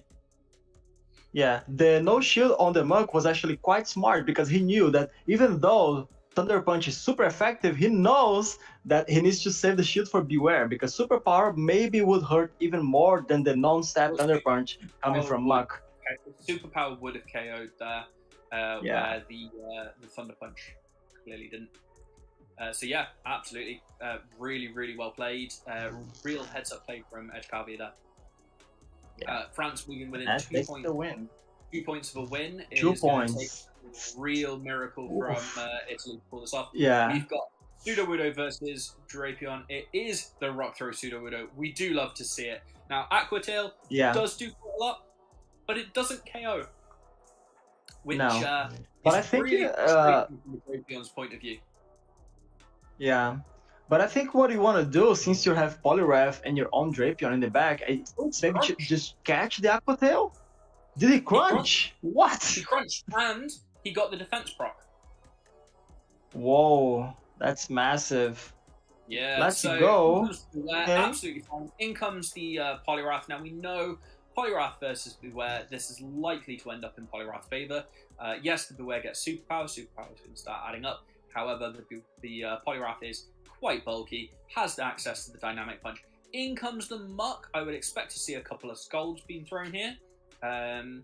The Poliwrath tanky enough to handle these poison jabs, but it isn't going to like the Thunder Punch when it's thrown. Scald thrown. The Mud Shot's actually doing super effective damage here. Manages to get the second. Riches. That is absolutely critical. Now, bear in mind, there is a Drapion in the back, isn't there? Yes, yeah, it is. Drapion to handle the Beware. That's not particularly what you want to see here, is it? No, but you can safely just come in with the Sudowoodo to just empty the Muck's energy. Yeah. Soak the energy, come in with the Drapion, probably get to an Aquatail, maybe go over an Aquatail, tank a Thunder Punch, so you come out with an Aquatail, throw an Aquatail, and still have some energy. I appreciate I'm saying Aquatail, guys, I'm sorry. Yeah. What can I say? But just like Drapion throwing Aquatails everywhere, I'm going to be throwing Aquatails everywhere. Yeah. So Aquatails come through. The Beware can tank one quite nicely, but there's still 2 shields on the Drapion side. Can it pull it off? There's still a Muck in the back that needs to be KO'd with a crunch. It's gonna be shields the pisoteio. Really, really close. The Beware has to shield this one, almost certainly. It really does. Otherwise, the Drapion. Decides no shield the Aqua Cola. I think no way. Big mistake. In comes the Muck, and Aquatail comes flying. Yeah. Sorry, Aquacola. You are correct. Aqua Cola. Aquacola. And Chill is enough. My mistake. However, here comes the next one, and that should be enough. Should be enough to put France at 24 points, meaning that Italy and the remaining 4 just to force a tiebreak. Yeah, match point, guys. Let's go, Italy. You can do it still. Let's see if Abby can take at least this last point just to force a final match. Let's see. This for me is absolutely massive. This is the critical point. This is where you need to bring your absolute A game. Your back is up against the wall. You need to win this match. This is big plays for both sides. And let's see, we've got Pelipper into Milotic, so this isn't a good start for Abyss. He moves into the Drapion. Milotic is just going to build up a little bit of energy, tank this crunch, likely to switch into something else, may even chip and dip. Yeah, I think it needs to chip. In fact, there goes the defense proc, but this is why you have the ability to switch out, because that will reset it. Remember the times when buffs and debuffs didn't reset? Oof. That was awful. Power up Magicam and the Muck, right? With the Tentacruel with the acid spray was awful. Yeah, acid spray Tentacruel, but yeah. Thankfully, it's not there anymore. Just like thankfully in Sylph, you can't run two of the same Pokemon in it. Skarmories and two Medichams. Yeah, we were we having this conversation earlier by any chance? Yeah, we were. Yeah, we were. Power through, but see the Shadow Drapion on Edgecarvy's side, choosing to shield. Electric shield. Wow. To fall down on a lot of energy indeed. Whatever comes in here is likely to be the Pelipper, but let's just see. It's gonna be energy dry. This, in fact, in comes a Celio. That's absolutely fine. I would expect to see a double crunch here. If there is a shield, it's got to be used at some point soon. And does this get the maybe on the second one? You'd have to do it on the second. In fact, doesn't even throw both of them. Comes straight into Frostlass. Now this could be a Water Pulse. Water Pulse does do an awful lot of damage. There we go. Unfortunately, it's not enough. Pulls it into half. In comes a Pelipper. Now I would expect to just see probably straight Avalanche here. Yeah, the problem here is that the Pelipper has nowhere to run. It just the sole purpose of the Pelipper was to catch the Poliwrath, but with no Poliwrath on the field, the Pelipper is pretty much almost useless, right? Weatherball takes out the almost takes out the Frostlass, so gets one more fast move in. But remember that Milotic still has a Surf banked. In fact, in comes the Shadow Drapion, throws a couple, throws a crunch. There is still a shield on Edgecarvy's side. I really don't see much of a way back for Abyss Actor here. It is a really tough matchup. That crunch doesn't quite KO. In comes an Aqua Cola. We see an Excelente throw and takes out the Pelipper. In comes the Milotic, trying to take out the Celio. We Surf. Surf comes in. Surf isn't going to do an awful lot. Celio is a tanky boy, Water Ice type, able to tank that really, really well. Unfortunately, these Dragon Tails it's not gonna have enough. Poorly timed the throw. Might have been at 2. Wasn't really able to keep track of the energy, but the Dragon Tail goes through. The Celio faints, and France makes it to the finals. Congratulations! Really France. close. Yeah. Fantastic set of matches. If I remember correctly, France has never actually won a Gymbreakers title. They have not. This could be the first time if they are playing as well as they played there. Italy are a top tier team. If they play as well as they played there in the finals, I could see them taking the title here. Now, congrats to France. I was hoping for a tiebreaker. I wanted that sudden death moment. I thought Abyss Actor could pull Italy back, but Edgecarvy just slamming the door with some great plays, and that sweep just preventing any hope Italy had of forcing the tiebreaker. So France is going to move on to face Brazil, and like you said, Hawkeye, France has not won a title in Gymbreakers. They've come close. They have made a final. They got a silver in Guardian, but interestingly though, Brazil hasn't won either, have they? No, Brazil no. So whatever happens, we've got a new champion coming up. So that is going to be really exciting to watch. Yeah, can confirm. France lost the Guardian Cup final against against Spain.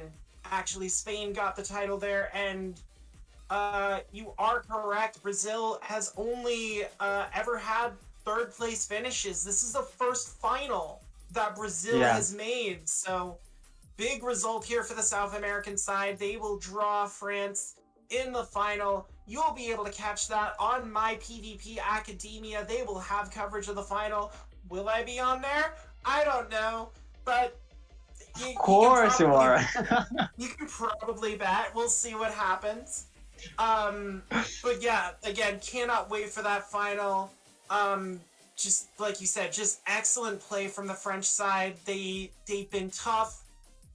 When they're not against battlers named Final Boss AJ, they seem to be pretty good. But yeah, I'm gonna keep pounding that in. I don't get many chances to brag. I like to think France is doing quite well when they're not up against a battler called Maxi 1 million. That is fair. That is fair. I imagine they're going to go nuts in chat now, but yeah. They're all right. They're all right. I'm so glad that France has a shot again. I remember watching them get to the Guardian Cup final, and I'm rooting for them. I'm like, come on, guys. I know you've been self-deprecating all this time, but this is your shot. And it was, look, I'm not going to sugarcoat it. It was kind of a humiliating performance against Spain. They lost it 29-13. I'm like, this is over already. What is happening? So we will see. That up? Today's a great day for them. Because I keep people level, I keep people level. That's what I do. But not today. Not literally right after they won. Nobody, you won, but don't forget about your failure. They just beat Italy. They got the rematch back from the World Cup in 06. They must be feeling so good about themselves right now. Let them go and meet Brazil at the end there. Yes, they might have a hard time in their final, but like you said, they had been swapped out a couple of players, and it seemed like it was for the better. A very strong, dominant team today coming out of France, as we have seen all performance in the Architect Cup. Granted, we're all like, yeah, you can have whatever Pokemon, and we literally saw the same 4 Pokemon probably on everybody's team. But it was definitely a lot freer. All their Pokemon could play if they wanted. They wanted to use those meta Pokemon at that time. Yeah. And I will say the difference from the lineup that they used against Canada was Nico Giro 73 went on the sidelines, and Edge Kavi actually came in their place and ended up being a huge factor in the semifinals. So this is actually going to be the first finals matchup. This will be the first matchup between these two countries since all the way back in a meta that I don't actually know the logo for. It's the one before Sorceress Cup. That's the last time Brazil and France have met. Cup? Is it Yeah. Cup? Really? Season 2? Yeah. It's right the way back at the beginning of COVID when Gymbreakers started. Yeah.